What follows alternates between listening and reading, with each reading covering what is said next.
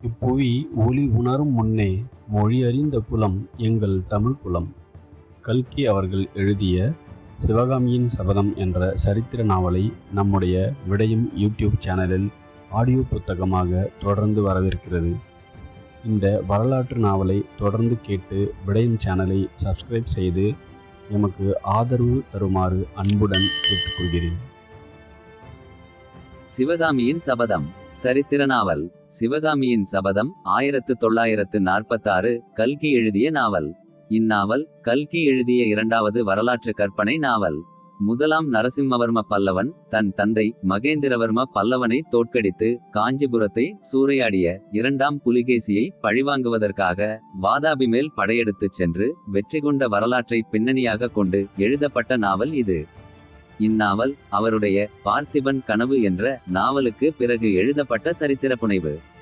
சிவகாமியின் சபதம் நாவலை அவர் நடத்திய கல்கி வார இதழில் 1944 ஜனவரி மாதம் 1ஆம் நாள் தொடங்கி 1946 ஜூன் 30 இல் முடித்தார்.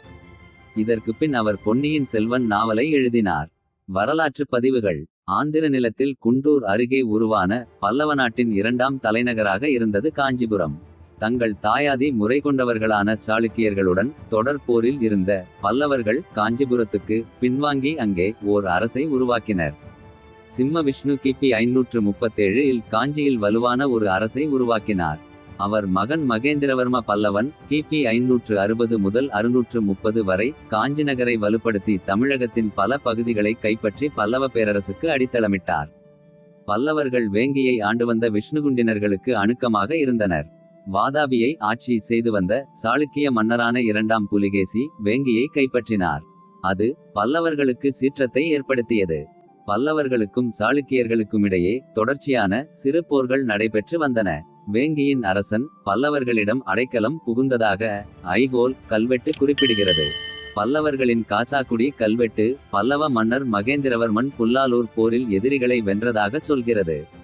பெத்தவடுகூர் கல்வெட்டு பாண அரசனை புலிகேசி வென்றதை சொல்கிறது. அவர்கள் பல்லவர்களின் கீழ் சிற்றரசர்களாக இருந்தவர்கள். ஐகோல் கல்வெட்டு புலிகேசி மன்னர் சோழர்களையும் சேரர்களையும் பாண்டியர்களையும் வென்றதாகவும் பல்லவர்களை முழுமையாக தோற்கடித்து காஞ்சிபுரத்தை கைப்பற்றியதாகவும் குறிப்பிடுகிறது. ஆனால் வெவ்வேறு பல்லவ கல்வெட்டுகள் புலிகேசி பல்லவர்களால் காஞ்சிபுரத்தை ஒட்டிய பரியாலம் சூரமாரம் மணிமங்கலம் ஆகிய ஊர்களில் நிகழ்ந்த போர்களில் சாளுக்கியர்களுக்கு பெரிய இழப்பை உருவாக்கி அவர்களை பின்னடையச் செய்ததாக சொல்கின்றன. சாளுக்கியர்கள் மகேந்திரவர்ம பல்லவனை வென்று காஞ்சிபுரத்தை கைப்பற்றி சோழநாடு வரை சென்றது வரலாற்றாசிரியர்களால் உறுதி செய்யப்படுகிறது. பல்லவ படைகள் காஞ்சிபுரத்தை விட்டு விலகி பல சிறு போர்களில் சாளுக்கியர்களை எதிர்த்து போரிட்டிருக்கலாம் என்றும் தொடர்போர்களால் இழப்புகள் உருவாகவே புலிகேசி வாதாபிக்கு திரும்பியிருக்கலாம் என்றும் கே. ஏ. நீலகண்ட சாஸ்திரி கே. பிள்ளை போன்ற வரலாற்றாசிரியர்கள் கருதுகிறார்கள். மகேந்திரவர்ம பல்லவன் கிபி 630 இல் மறைய அவர் மகன் நரசிம்மவர்ம பல்லவன் பதவிக்கு வந்தார். பல்லவ தளபதி பரஞ்சோதியின் தலைமையில் சென்ற பெரும்படை வாதாபியை கைப்பற்றியது. இப்படையில் 1,00,000 காலாட்படை வீரர்களும் 50,000 குதிரை வீரர்களும் 12,000 யானைகளும் இருந்ததாக கல்வெட்டுகளிலும் இலக்கியங்களிலும் கூறப்படுகின்றன. புலிகேசி அப்போரில் கொல்லப்பட்டிருக்கலாம். கிபி 642 முதல் 643 வரை இப்போர் நடைபெற்றது. வாதாபியில் நரசிம்மவர்ம பல்லவனின் 13ஆம் ஆட்சியாண்டில் வெட்டப்பட்ட மல்லிகார்ஜுனதேவர் ஆலயத்து கல்வெட்டு இப்படையெடுப்பு செய்தியை உறுதி செய்கிறது. புலிகேசியின் முதுகாகிய பட்டயத்தின் மீது நரசிம்மவர்மன் வெற்றி என்பதை பொறித்தான் என்று கூறும் பட்டயங்கள் கூறுகின்றன. நரசிம்மவர்மன் தன்னை வாதாபி கொண்டார் என்று கல்வெட்டுச் சான்றுகள் தெரிவிக்கின்றன. உதயசந்திரமங்கலம் செப்பு பட்டயங்கள் நரசிம்மவர்மன் அகத்தியனை போன்றவன் அடிக்கடி வல்லப அரசனை அதாவது சாளுக்கியனை குறியலம் மணிமங்கலம் சூரமாரம் முதலிய இடத்து போர்களில் வென்றவன் வாதாபியை அழித்தவன் என்கின்றன. வேலூர் பாளைய பட்டயங்கள் விஷ்ணுவை போன்ற புகழுடைய நரசிம்மவர்மன் தன் பகைவரை அழித்து வாதாபியின் நடுவில் தன் வெற்றி துணை நாட்டினான் என்கின்றன. முதலாம் நரசிம்மவர்ம பல்லவன் மற்போரில் சிறந்தவன் என்னும் பொருளில் மகாபலி மாமல்லன் என்று அழைக்கப்பட்டார். பல்லவர்களின் முதன்மையான துறைமுகம் அவர் பெயரால் மாமல்லபுரம் என அழைக்கப்பட்டது. அங்கே மகேந்திரவர்ம பல்லவன் காலகட்டத்தில் குடைவரை ஆலயங்கள் அமைக்கும் பணி தொடங்கி நரசிம்மவர்ம பல்லவன் காலத்தில் தொடர்ந்து ராஜசிம்ம பல்லவன் என அழைக்கப்பட்ட இரண்டாம் நரசிம்மவர்மன் கிபி 700 முதல் 728 வரை காலகட்டத்தில் நிறைவு பெற்றது. மகாபலிபுரம் இன்று தமிழகத்தின் சிற்பநகரம் என அறியப்படுகிறது. தொன்ம கதைகளின்படி பரஞ்சோதி வாதாபியில் இருந்து ஒரு பிள்ளையார் சிலையை வெற்றி சின்னமாக கொண்டு வந்து தனது ஊரான திருச்செங்காட்டங்குடி கோயிலில் நிறுவினார் எனப்படுகிறது. இந்த பிள்ளையார் வாதாபி கணபதி என அழைக்கப்படுகிறார். திருவாரூர் ஆலயத்தில் நிறுவினார் என்றும் ஒரு கருத்து உண்டு. முத்துசாமி தீட்சிதர் எழுதிய புகழ்பெற்ற வாதாபி கணபதிம் பஜேகம் என்னும் கீர்த்தனை இந்த பிள்ளையாரை குறித்தது. பரஞ்சோதி பின்னர் சிவனடியார் ஆகி சிறுத்தொண்டர் என பெயர் பெற்றார். 72 சைவ நாயன்மார்களில் ஒருவராக அவர் வணங்கப்படுகிறார். இதை பெரிய புராணச் செய்யுள் இவ்வாறு குறிப்பிடுகிறது.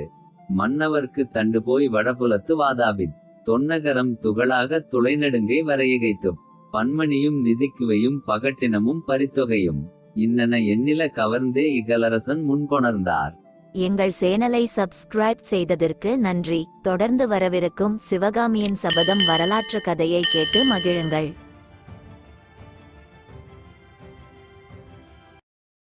இப்புவி ஒளி உணரும் முன்னே மொழியறிந்த குலம் எங்கள் தமிழ் குலம். கல்கி எழுதிய புகழ்பெற்ற சிவகாமியின் சபதம் 12 வருடம் தொடர் கதையாக கல்கி வார இதழில் வெளிவந்த இந்த கதை அதன் பிறகே ஒரு புதினமாக வெளியிடப்பட்டது. முதலாம் மகேந்திரவர்ம பல்லவன் அரசாண்ட காலத்தில் நடைபெற்ற சம்பவங்களை பயன்படுத்தி எழுதப்பட்ட இப்புதினத்தில் முதலாம் நரசிம்ம பல்லவன் என்ற இளவரசன் முக்கிய இடம் வகிக்கிறார். தொகுதி 1 பரஞ்சோதி யாத்திரை. அத்தியாயம் 1 பிரயாணிகள். இளவேனிற் காலத்தில் ஒருநாள் மாலை மகேந்திர தடாகத்தின் கரை வழியாகச் சென்ற இராஜபாட்டையில் பிரயாணிகள் இருவர் காஞ்சி மாநகரை நோக்கி நடந்து கொண்டிருந்தனர். அவர்களில் ஒருவர் ஆர்டி உயரத்துக்கு மேல் வளர்ந்திருந்த ஆஜானுபாகு காவி வஸ்திரம் தரித்த பௌத்த சந்நியாசி. கடுமையான தவவிரத அனுஷ்டானங்களினாலோ வேறு கடினமான காரியங்களில் ஈடுபட்டதனாலோ அந்த புத்த பிக்ஷுவின் தேகமானது வறண்டு கெட்டிப்பட்டு கடினமாகியிருந்தது. அவருடைய முகத்தோற்றமானது அன்பையோ பக்தியையோ உண்டாக்குவதாயில்லை, ஒருவித அச்சத்தை ஊட்டுவதாயிருந்தது. இன்னொரு பிரயாணி கட்டமைந்த தேகமும் களை பொருந்திய முகமும் உடைய 18 பிராயத்து இளம் பிள்ளை. பிரயாணிகள் இருவரும் வெகுதூரம் நடந்து வந்ததனால் களைப்புற்றவர்களாக காணப்பட்டார்கள். தலைநகரம் இன்னும் எவ்வளவு தூரம் இருக்கிறது என்று வாலிபன் கேட்டான். அதோ என்று சந்நியாசி சுட்டிக்காட்டிய திக்கில் அடர்ந்த மரங்களுக்கு இடையிடையே மாட மாளிகைகளின் விமானங்கள் காணப்பட்டன. இளம் பிரயாணி சற்று நேரம் அந்த காட்சியை உற்று நோக்கிக் கொண்டிருந்தான். பின்னர் புத்த பிக்ஷுவை பார்த்து, இங்கிருந்து ஒரு நாழிகை தூரம் இருக்குமா என்று கேட்டான். ஆமாம், அவ்வளவுதான் இருக்கும். அப்படியானால் நான் சற்று உட்கார்ந்துவிட்டு வருகிறேன். அவசரமானால் தாங்கள் முன்னால் போகலாம் என்று சொல்லி வாலிபன் கையிலிருந்த மூட்டையையும் தடியையும் பாதை ஓரமாக கீழே வைத்துவிட்டு ஏரியை பார்த்து கொண்டு உட்கார்ந்தான். சந்நியாசியும் அவன் அருகில் மேற்கு திசையை பார்த்து கொண்டு அமர்ந்தார். மேல்வானத்தின் அடிப்புறத்தில் தங்க நிறமான ஞாயிறு திருமாலின் சக்ராயுதத்தைப் போல் தகதக வென்று சுழன்று கொண்டிருந்தது. அதன் செங்கிரணங்களினால் மேல் வானமெல்லாம் செந்நிறம் படர்ந்து பயங்கரமான போரில் இரத்த வெள்ளம் ஓடிய யுத்தகலத்தைப் போல் காட்சியளித்தது. ஆங்காங்கே காணப்பட்ட சிறு மேகக் கூட்டங்கள் தீப்பிடித்து எரிவது போல் தோன்றின. சூரியன் அஸ்தமித்துக் கொண்டிருந்த திசையில் மகேந்திர தடாகத்தின் பளிங்கு போலத் தௌய்ந்த நீர் உருக்கிய பொன்னைப் போல் ஒளிர்ந்து கொண்டிருந்தது. ஆனால் மேற்கு திசையிலிருந்து சற்று திரும்பி அந்த விசாலமான ஏரியின் வடகரையை நோக்கினால் முற்றும் மாறான வேறொரு காட்சி காணப்பட்டது. அந்த கரையில் ஏரிக்கு காவலாக நின்ற சிறு குன்றுகளின் மாலை நேரத்து நெடிய நிழல் ஏரியின் மேல் விஸ்தாரமாக படர்ந்திருந்தபடியால் ஏரி நீர் அங்கே கருநீலம் பெற்று விளங்கிற்று. நிழல் படர்ந்த ஏரிக்கரை ஓரமாகச் சில இடங்களில் கண்ணை பறிக்கும் வெள்ளை நிறம் திட்டு திட்டாக திகழ்ந்தது. சிறிது கூர்ந்து கவனித்தால் அந்த இடங்களில் வெண் நாரைகள் ஒற்றை காலில் நின்று தவம் புரிகின்றன என்பதை அறிந்து கொள்ளலாம். சில சமயம் திடீரென்று ஒரு வெண் நாரை கூட்டமானது ஜலக்கரையிலிருந்து கிளம்பி ஆகாசத்தில் மிதக்கத் தொடங்கும். ஆகா, அந்த காட்சியின் அழகை என்னவென்று சொல்வது. கீழே கருநிற தண்ணீர் பரப்பு, மேலே கருநீல வானம், பின்னால் கரும் பசுமை நிறக்குன்றுகள். இவற்றின் மத்தியில் அந்த தாவளியமான நாரை கூட்டம் வானவௌயில் மிதந்து செல்வது போல் நெருக்கமாய் பறந்து செல்லும் காட்சி யாருக்குமே மனக்கிளர்ச்சியை உண்டாக்கும். இறைவனுடைய லீலா வினோதங்களில் சிந்தை செலுத்தியவர்களோ மெய்மறந்து பரவசமாகி விடுவார்கள். இவற்றையெல்லாம் சற்று நேரம் மௌனமாய் பார்த்து கொண்டிருந்த வாலிபன். தனக்கு தானே பேசிக் கொள்வது போல், இந்த பிரம்மாண்டமான ஏரியை மகேந்திர தடாகம் என்று சொல்வது பொருத்தமில்லை. மகேந்திர சமுத்திரம் என்று தான் இதைச் சொல்ல வேண்டும் என்றான். சந்நியாசி ஏரியை நோக்கிய வண்ணம், இந்த மகேந்திர தடாகத்தில் இப்போது தண்ணீர் குறைந்து போயிருக்கிறது. ஐப்பசி கார்த்திகையில் மழை பெய்து ஏரி நிரம்பியிருக்கும் போது பார்த்தாயானால் பிரமித்து போவாய். அப்போது நிஜ சமுத்திரம் போலவே இருக்கும் என்று சொல்லிக் கொண்டே எழுந்தார். புறப்பட்டு விட்டீர்களா சுவாமி என்றான் வாலிபன். ஆமாம் பரஞ்சோதி, என்னோடு வருவதற்கு தான் உனக்கு பிடிக்கவில்லை போலிருக்கிறதே என்று சந்நியாசி கூறிவிட்டு நடக்கத் தொடங்கினார். பரஞ்சோதி என்ற அவ்வாலிபனும் மூட்டையையும் தடியையும் எடுத்துக்கொண்டு அவரை தொடர்ந்து நடக்கலானான். சாலையில் போவோர் வருவோர் கூட்டம் அதிகமாயிருந்தது. பிரயாணிகள் ஏறிய வண்டிகளும் நெல்லும் வைக்கோல் ஏற்றிய வண்டிகளும் சாரி சாரியாய் போய்க் கொண்டிருந்தன. சாலைக்கு அப்புறத்தில் முதிர்ந்த கதிர்களையுடைய செந்நெல் வயல்கள் பறந்திருந்தன. கதிர்களின் பாரத்தினால் பயிர்கள் தலை சாய்ந்து விழுந்து கிடந்தன. ஆங்காங்கே சில வயல்களில் குடியானவர்கள் அறுவடையான கற்றைகளை கட்டிக் கொண்டிருந்தார்கள். வயல்களிலிருந்து புது நெல் புது வைக்கோலின் நறுமணம் கம் மென்று வந்து கொண்டிருந்தது. சற்று தூரம் போனதும் ஓர் அழகிய கிராமம் தென்பட்டது. அந்த கிராமத்தை தாண்டியதும் புதுநெல் மணத்துக்கு பதிலாக மல்லிகை முல்லை மலர்களின் நறுமணம் சூழ்ந்தது. அந்த மணத்தை மூக்கினால் நுகர்வது மட்டுமின்றி தேகம் முழுவதனாலும் ஸ்பரிசித்து அனுபவிக்கலாம் என்று தோன்றியது. ஆகா என்றான் வாலிபன். அவனுக்கெதிரே கண்ணுக்கெட்டிய தூரம் நந்தவனங்கள். மல்லிகை முல்லை புதர்களின் மீது வானத்து நட்சத்திரங்கள் வந்து படிந்தது போல் குண்டுமல்லிகைகளும் முத்து முல்லைகளும் கலி ரென்று பூத்துச் சிரித்துக் கொண்டிருந்தன. இந்த வெண்மலர் பரப்புக்கு இடையிடையே தங்க நிறச் செவ்வந்தி பூக்களின் காடும் காணப்பட்டது. இவ்வளவு பூவையும் என்னதான் செய்வார்கள் என்று வாலிபன் கேட்டான். இவற்றில் பாதி கோயில் தெய்வங்களுக்கு அர்ப்பணமாகும். மற்ற பாதி காஞ்சி நகரத்து பெண் தெய்வங்களின் கூந்தலை அலங்கரிக்கும். அதோ என்று சட்டென நின்றார் சந்நியாசி. சரசரவென்று சாலையின் குறுக்கே ஒரு பாம்பு ஊர்ந்து சென்று நந்தவனத்துக்குள் புகுந்து மறைந்தது. இந்த மல்லிகை மணத்துக்கு பாம்புகள் எங்கே என்று காத்திருக்கும் என்றார் சந்நியாசி. பாம்பு மறைந்ததும் இருவரும் மேலே சென்றார்கள். சற்று நேரம் மௌனம் குடிகொண்டிருந்தது. பரஞ்சோதி கென்று சிரித்தான். எதை நினைத்துச் சிரிக்கிறாய் என்றார் சந்நியாசி. பரஞ்சோதி சற்று நேரம் பேசாமல் இருந்துவிட்டு, இல்லை அடிகளே, மத்தியானம் அந்தச் சர்ப்பத்தை கொன்று என்னை காப்பாற்றினீர்களே. நீங்கள் புத்த பிக்ஷுவாயிற்றே, ஜீவகத்தி செய்யலாமா என்று நினைத்துச் சிரித்தேன் என்றான். தன்னை கொல்ல வந்த பசுவையும் கொல்லலாம் அல்லவா என்றார் புத்த பிக்ஷு. ஆனால் பாம்பு தங்களை கொல்ல வரவில்லையே, என்னை தானே கொல்ல வந்தது என்றான் பரஞ்சோதி ஏளனமான குரலில். என் சிஷ்யனை நான் காப்பாற்ற வேண்டாமா என்றார் பிக்ஷு. சிஷ்யனா, யாரை சொன்னீர்கள்? ஆமாம், நீ என் உயிரை ஒரு சமயம் காப்பாற்றினாய். அதற்கு பிரதியாக தங்கள் உயிரை நான் காப்பாற்றினேனா? எப்போது? 300 வருஷங்களுக்கு முன்னால். என்ன, 300 ஜன்மத்தில்? ஓஹோ, தாங்கள் முக்காலமும் உணர்ந்த முனிவர் என்பது தெரியாமல் கேட்டுவிட்டேன், க்ஷமிக்க வேண்டும். சந்நியாசி மௌனமாக நடந்தார். மறுபடி பரஞ்சோதி, சுவாமி, இனிமேல் வரப்போகிறது கூட தங்கள் ஞான திருஷ்டியில் தெரியுமல்லவா என்று கேட்டான்.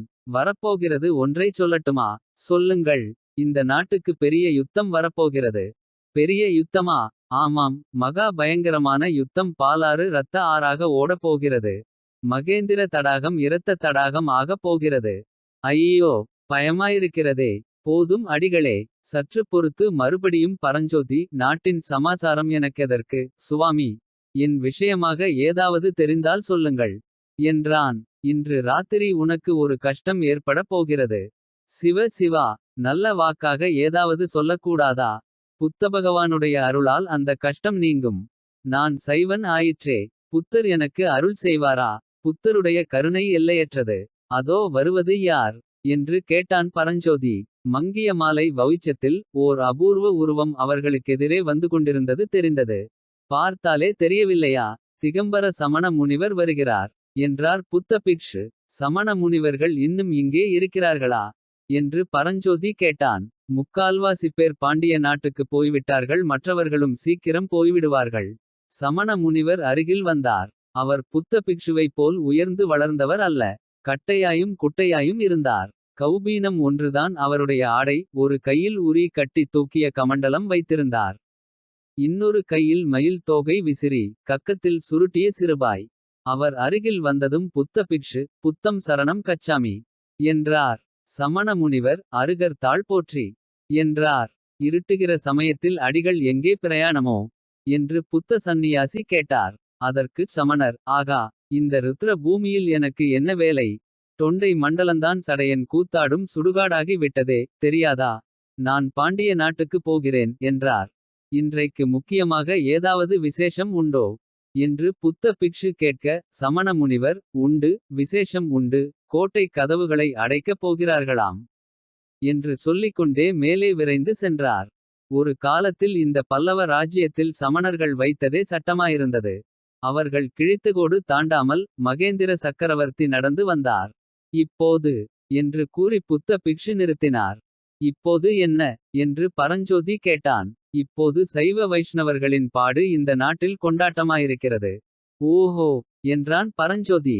பிறகு ஏதோ கோட்டை கதவு சாத்துவதை பற்றி சமண முனிவர் சொன்னாரே அது என்ன என்று கேட்டான். அதோ பார் என்றார் சந்நியாசி. சாலையில் அந்த சமயத்தில் ஒரு முடுக்கு திரும்பினார்கள். எதிரே காஞ்சி மாநகரின் தெற்கு கோட்டை வாசல் தெரிந்தது. கோட்டை வாசலின் பிரம்மாண்டமான கதவுகள் மூடியிருந்தன. எங்கள் சேனலை சப்ஸ்கிரைப் செய்ததற்கு நன்றி. தொடர்ந்து வரவிருக்கும் சிவகாமியின் சபதம் வரலாற்று கதையை கேட்டு மகிழுங்கள். அத்தியாயம் 2. தலைநகரம். கோட்டை மதிலைச் சேர்ந்தாற்போல் பெரிய அகழி இருந்தது. அதன் அகலம் சுமார் 100 அடி இருக்கும். குனிந்து பார்த்தால் கிடுகிடு பள்ளமாயிருந்தது. அடியில் இருண்ட நிறமுள்ள தண்ணீர் காணப்பட்டது. நமது பிரயாணிகள் வந்த இராஜ பாதையானது அகழியின் அருகில் வந்ததும் இரண்டாக பிரிந்து ஒன்று வலப்புறமாகவும் ஒன்று இடப்புறமாகவும் கோட்டை மதிலைச் சுற்றி அகழி கரையோடு சென்றது.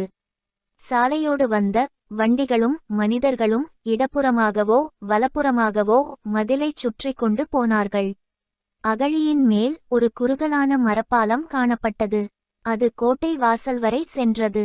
புத்த பிக்ஷு பரஞ்சோதிக்குச் சைகை காட்டிவிட்டு அந்த பாலத்தின் மேல் நடந்து சென்றார். பரஞ்சோதியும் அவரை பின்தொடர்ந்தான். இதென்ன இவ்வளவு சின்ன பாலமாயிருக்கிறதே, கோட்டைக்குள் வண்டிகளும் வாகனங்களும் எப்படி போகும் என்று கேட்டான் பரஞ்சோதி. இந்த வாசல் வழியாக போக முடியாது. வடக்கு வாசலிலும் கிழக்கு வாசலிலும் பெரிய பாலங்கள் இருக்கின்றன. அவற்றில் யானைகள் கூட போகலாம் என்றார் சந்நியாசி. பாலத்தை தாண்டி கோட்டை வாசலருகில் அவர்கள் வந்தார்கள். அங்கே ஒரு சேமக்கலம் கட்டி தொங்கிற்று. பக்கத்தில் ஒரு கட்டையும் கிடந்தது. கட்டையை எடுத்துச் சேமக்கலத்தில் ஒரு தட்டு தட்டினார் சந்நியாசி. மேலேயிருந்து யார் அங்கே என்று குரல் கேட்டது. கோட்டை வாசலின் மேல் மாடத்திலிருந்து ஒருவன் எட்டி பார்த்தான். இருட்டிவிட்டபடியால் அவன் முகம் தெரியவில்லை. மருதப்பா, நான்தான் என்று சாமியார் சொல்லவும் மேலேயிருந்து எட்டி பார்த்தவன், தாங்களா, இதோ வந்துவிட்டேன் அடிகளே என்று கூறிவிட்டு மறைந்தான். சற்று நேரத்துக்கெல்லாம் கோட்டை கதவின் தாழ் திறக்கும் சத்தம் கேட்டது. கதவில் ஒரு மனிதர் உள்ளே புகக்கூடிய அளவு துவாரம் தோன்றியது. புத்த சந்நியாசி அந்த துவாரத்திற்குள் புகுந்து சென்று பரஞ்சோதியையும் கையை பிடித்து உள்ளே அழைத்து கொண்டார். மறுபடி கதவின் துவாரம் அடைக்கப்பட்டது. பரஞ்சோதி உள்ளே போனதும் நகரின் பக்கம் பார்வையைச் செலுத்தினான். எங்கே பார்த்தாலும் பிரகாசமான தீபங்களால் நகரம் ஒளிமயமாக காணப்பட்டது. ஆயிரக்கணக்கான மனிதர்கள் பேசுவதிலிருந்து உண்டாகும் கல் என்ற ஓசை எழுந்தது. பரஞ்சோதி இதுவரையில் அவ்வளவு பெரிய நகரத்தை பார்த்ததே கிடையாது. எனவே பார்த்தபடி பிரமித்து நின்றான். புத்த சந்நியாசி கதவை திறந்த காவலனை பார்த்து, மருதப்பா, நகரில் ஏன் கலகலப்பு குறைவாயிருக்கிறது? கோட்டை கதவு இதற்குள் ஏன் சாத்தப்பட்டது? ஏதாவது விசேஷம் உண்டா என்று கேட்டார். நன்றாக தெரியவில்லை சுவாமி, இன்று காலையிலிருந்து நகரம் ஒரே கோலாகலமாய்த்தானிருந்தது என்பதற்குள் பிக்ஷு குறுக்கிட்டார். கோலாகலத்துக்கு காரணம் என்ன என்று கேட்டார். தங்களுக்கு தெரியாதா? சிவகாமி அம்மையின் நடனம் இன்றைக்கு சக்கரவர்த்தியின் சபையில் அரங்கேறுவதாக இருந்தது. அதனால்தான் ஜனங்களுக்கு அவ்வளவு கொண்டாட்டம்.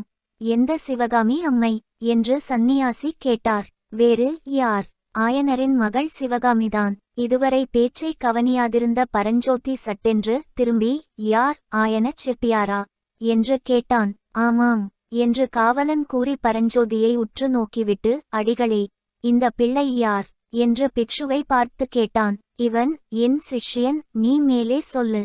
சிவகாமி அம்மையின் நடனம் அரங்கேறுவதாக இருந்தது. பிறகு சபை கூடி அரங்கேற்றம் நடந்து கொண்டிருந்ததாம். பாதி நடந்து கொண்டிருந்தபோது யாரோ தூதுவர்கள் வெகு அவசர செய்தியுடன் வந்திருப்பதாக தெரிந்ததாம். சக்கரவர்த்தி சபையிலிருந்து சட்டென்று எழுந்து போனாராம். அப்புறம் திரும்பிச் சபைக்கு வரவேயில்லையாம். குமார சக்கரவர்த்தியும் மந்திரி மண்டலத்தாருங்கூட எழுந்து போய்விட்டார்களாம். நாட்டியம் நடுவில் நின்று போய்விட்டதாம். அஸ்தமித்ததும் கோட்டை கதவுகளை அடைக்கும்படி எனக்கு கட்டளை வந்தது. அவ்வளவுதான் எனக்கு தெரியும். என்னவாயிருக்கலாம் சுவாமி, யுத்தம் ஏதாவது வரக்கூடுமா? ஆனால் காஞ்சி சக்கரவர்த்தியுடன் யுத்தம் செய்யக்கூடிய அரசன் இந்த பூமண்டலத்திலேயே இப்போது கிடையாதே என்றான் மருதப்பன். அப்படிச் சொல்லக்கூடாது மருதப்பா. இன்றைக்கு மணிமகுடம் தரித்து மன்னாதி மன்னர்களாயிருப்பவர்கள் நாளைக்கு. ஆனால் அதை பற்றியெல்லாம் நாம் ஏன் பேச வேண்டும்? உன் மகன் சௌக்கியமா என்று சந்நியாசி கேட்டார். தங்கள் கிருபை சுவாமி, சௌக்கியமாயிருக்கிறான் என்றான் மருதப்பன். மருதப்பனுடைய மகனை ஒரு சமயம் பாம்பு தீண்டி அவன் உயிர் பிழைப்பதே துர்லபம் என்று தோன்றியது. அச்சமயம் இந்த புத்த பிட்சு மணிமந்திர ஔஷதங்களினால் அந்த பிள்ளையை குணப்படுத்தினார். அவரிடம் மருதப்பன் பக்தி கொண்டதற்கு இதுதான் காரணம். என்னால் ஒன்றுமில்லை மருதப்பா, எல்லாம் புத்த பகவானின் கருணை. நான் வருகிறேன் என்று சொல்லிவிட்டு மேலே பிட்சு நடந்தார். பரஞ்சோதியும் அவருடன் சென்றான். அடிகளே, கோட்டை கதவை சாத்தும்படி கட்டளை பிறந்திருக்கும்போது உங்களை மட்டும் காவலன் எப்படி விட்டான் என்று பரஞ்சோதி கேட்டான். எல்லாம் இந்த காவி துணியின் மகிமைதான் என்றார் புத்த பிட்சு. ஓஹோ, பல்லவ சக்கரவர்த்தியின் இராஜ்யத்தில் காவி துணிக்கு அவ்வளவு கௌரவமா? ஆனால் சமணர்கள் மட்டும் ஏன்? சமணர்கள் ராஜரீக விஷயங்களில் தலையிட்டார்கள். நாங்கள் அந்த வழிக்கே போவதில்லை. இராஜ வம்சத்தினரின் முகத்தை கூட பார்ப்பதில்லை என்று வைத்துக் கொண்டிருக்கிறோம்.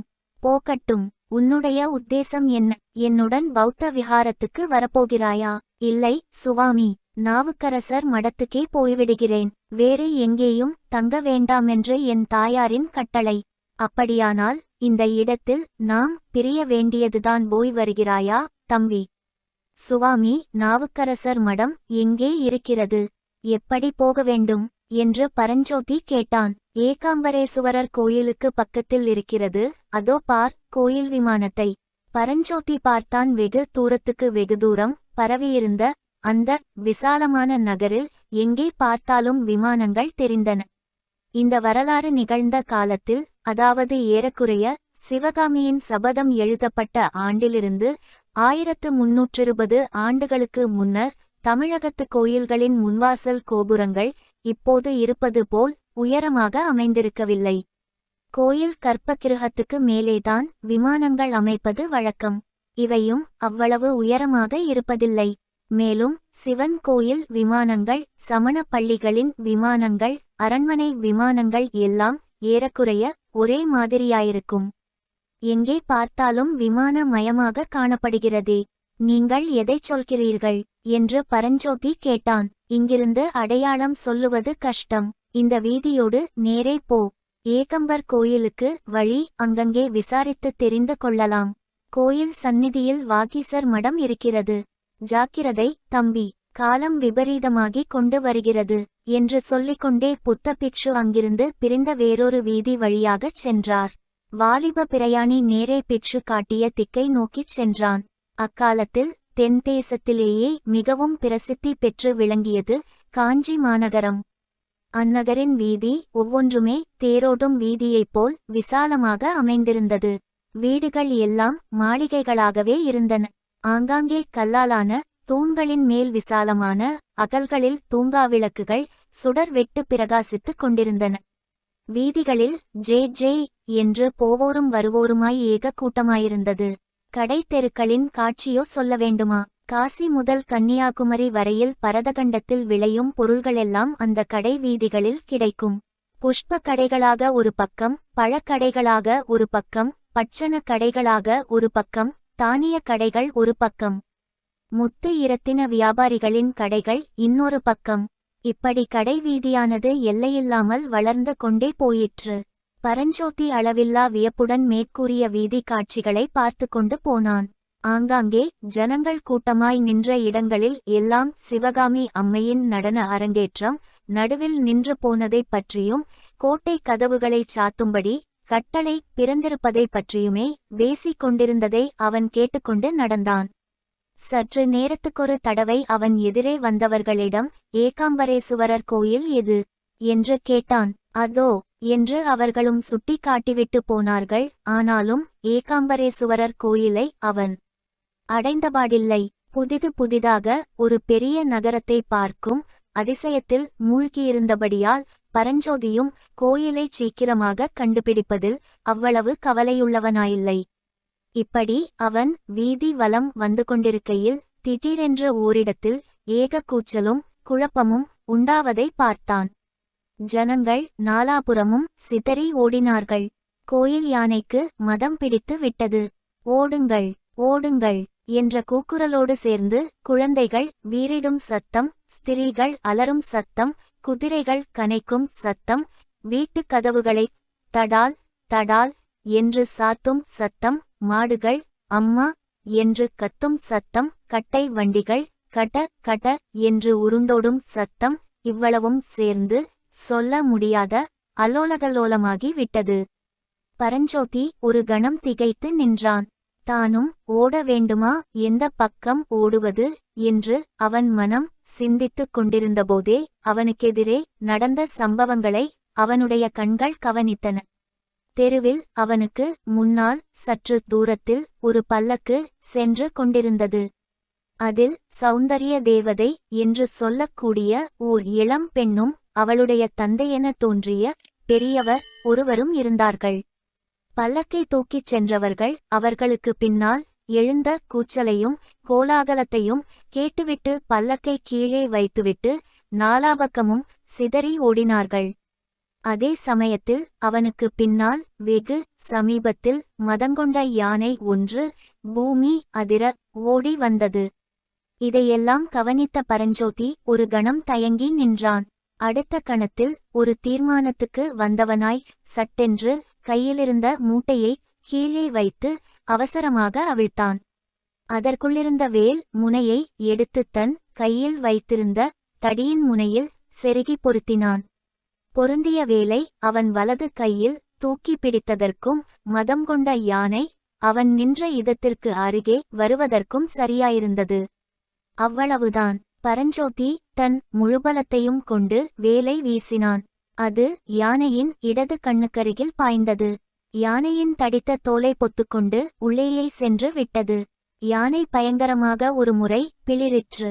துதிக்கையால் வேலை பிடுங்கி காலின் கீழே போட்டு மிதித்தது. பிறகு வேலை எறிந்த வாலிபன் நின்ற பக்கம் திரும்பிற்று. மதங்கொண்ட யானையின் மீது வேலை எறிந்தால் அதனுடைய விளைவு என்னவாகும் என்பதை அந்த இளம் பிரயாணி நன்கு உணர்ந்திருந்தான். எனவே யானை தன் பக்கம் திரும்ப கண்டதும் பல்லக்கு இருந்த திசைக்கு எதிர்த்திசையில் வேகமாக ஓடத் தொடங்கினான். யானை தன்னுடைய பிரமாண்டமான தேகத்தை முழுவதும் திருப்புவதற்குள்ளே அவன் வெகு தூரம் ஓடிவிட்டான். ஓடிய வண்ணமே திரும்பி பார்த்தபோது யானை வீறிட்டுக் கொண்டு தன்னை நோக்கி விரைந்து வருவதைக் கண்டான். உடனே அங்கே காணப்பட்ட ஒரு சந்தில் திரும்பி ஓடத் தொடங்கினான். சற்று நேரம் திரும்பி பார்க்காமல் ஓடிய பிறகு மறுபடியும் ஒரு விசாலமான பெரிய வீதியில் தான் வந்திருப்பதைக் கண்டான். தனக்கு எதிரே 5-6 யானைகள் மாவுத்தர்களால் ஏவப்பட்டு விரைவாக வந்து கொண்டிருப்பதை பார்த்து தெருவின் ஓரத்தில் ஒதுங்கினான். மதயானையை கட்டுக்கு உட்படுத்தி அழைத்துச் செல்வதற்காகவே இந்த யானைகள் போகின்றன என்பதை ஊகித்துணர்ந்ததும் ஓடுவதை நிறுத்தி மெதுவாக நடக்கலானான். பரஞ்சோதிக்கு அப்போதுதான் தன் தேகநிலை பற்றிய நினைவு வந்தது. அவனுடைய நெஞ்சு படபட என்று அடித்துக் கொண்டிருந்தது. உடம்பெல்லாம் வியர்வையினால் சொட்ட நனைந்து போயிருந்தது. ஏற்கனவே நாளெல்லாம் வழி நடந்ததனால் பரஞ்சோதி களைத்து போயிருந்தான். இப்போது அதிவேகமாக ஓடி வந்ததனால் அவனுடைய களைப்பு மிகுதியாகியிருந்தது. கால்கள் தளர்ந்து தடுமாறின. உள்ளத்தில் ஏற்பட்ட கிளர்ச்சியினாலும் பரபரப்பினாலும் தேகம் நடுங்கிற்று.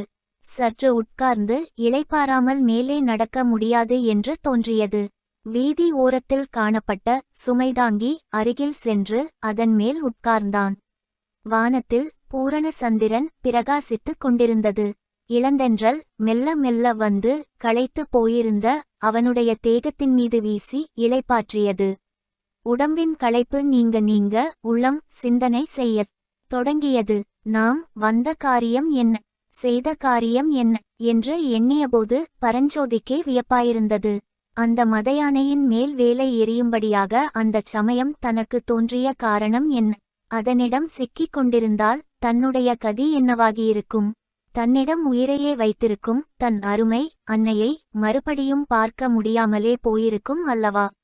சிவிகையில் வீற்றிருந்த இளம்பெண்ணின் முகமும் பெரியவரின் முகமும் பரஞ்சோதியின் மனக்கண் முன்பு தோன்றின. ஆம், மதயானையினால் அவர்களுக்கு ஆபத்து வராமலிருக்கும் பொருட்டே அந்தச் சமயம் அவன் வேலை எடுத்து வீசினான். அவர் யாராயிருக்கலாம்? ஒருவேளை அரங்கேற்றம் தடைப்பட்டது குறித்து பேசிக் கொண்டிருந்தார்களே, அந்த சிவகாமி அம்மைதானோ அந்த இளம்பெண்? பெரியவர் அவளுடைய தந்தை ஆயனராயிருக்குமோ? இவ்விதம் சிந்தித்த வண்ணமாய் பரஞ்சோதி சுமைதாங்கியின் மேடை மீது சாய்ந்தான். அவனை அறியாமல் அவனுடைய கண்ணிமைகள் மூடிக்கொண்டன. நித்திராதேவி தன் மிருதுவான மந்திரக் கரங்களினால் அவனை தழுவலானாள். எங்கள் சேனலை சப்ஸ்கிரைப் செய்ததற்கு நன்றி. தொடர்ந்து வரவிருக்கும் சிவகாமியின் சபதம் வரலாற்றுக் கதையை கேட்டு மகிழுங்கள்.